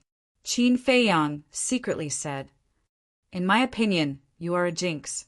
No matter where you go, you will always be in trouble." Lu Zheng looked at him helplessly. With a wave of his hand, his battle chi surged. The 4 guards screamed and died on the spot. Hearing the screams, the people inside and outside the city immediately looked over. When they saw the 4 guards lying on the snow, their faces immediately changed. "Murder! Someone killed the city guards!" Exclamations constantly sounded in the city. "Hee. Since we can't fool them, we will directly kill our way in. This is in line with our character." Lu Zheng laughed cruelly. He turned into a stream of light and directly flew to the sky above the city gate. Qin Feiyang shook his head and laughed. He also flew into the sky and flew into the city. "Stop! How dare you kill the guards of the city? Did you eat a leopard's guts?"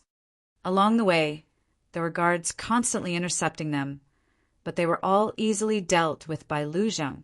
After a while, the 2 of them arrived above the teleportation altar. Sure enough, as Qin Feiyang expected, this place was even more heavily guarded than the city gate. More than 100 guards of the city, Lord's mansion, surrounded the square. Each of them had the cultivation of a battle saint. Beside the teleportation altar, there were 4 old men sitting cross-legged. The 4 of them were wearing long robes. Their white hair was mottled, and their auras were unfathomable. They all wore a pure gold token on their waists, and on the token there was a flame pattern. Although the faces of the 4 people were unfamiliar, Qin Feiyang was able to identify them with a single glance, because that token was the Master Tower's Oracle token. In other words, you're tuning in to the Thunder Spear YouTube channel. Don't forget to subscribe and join us on this journey to catch the most captivating stories.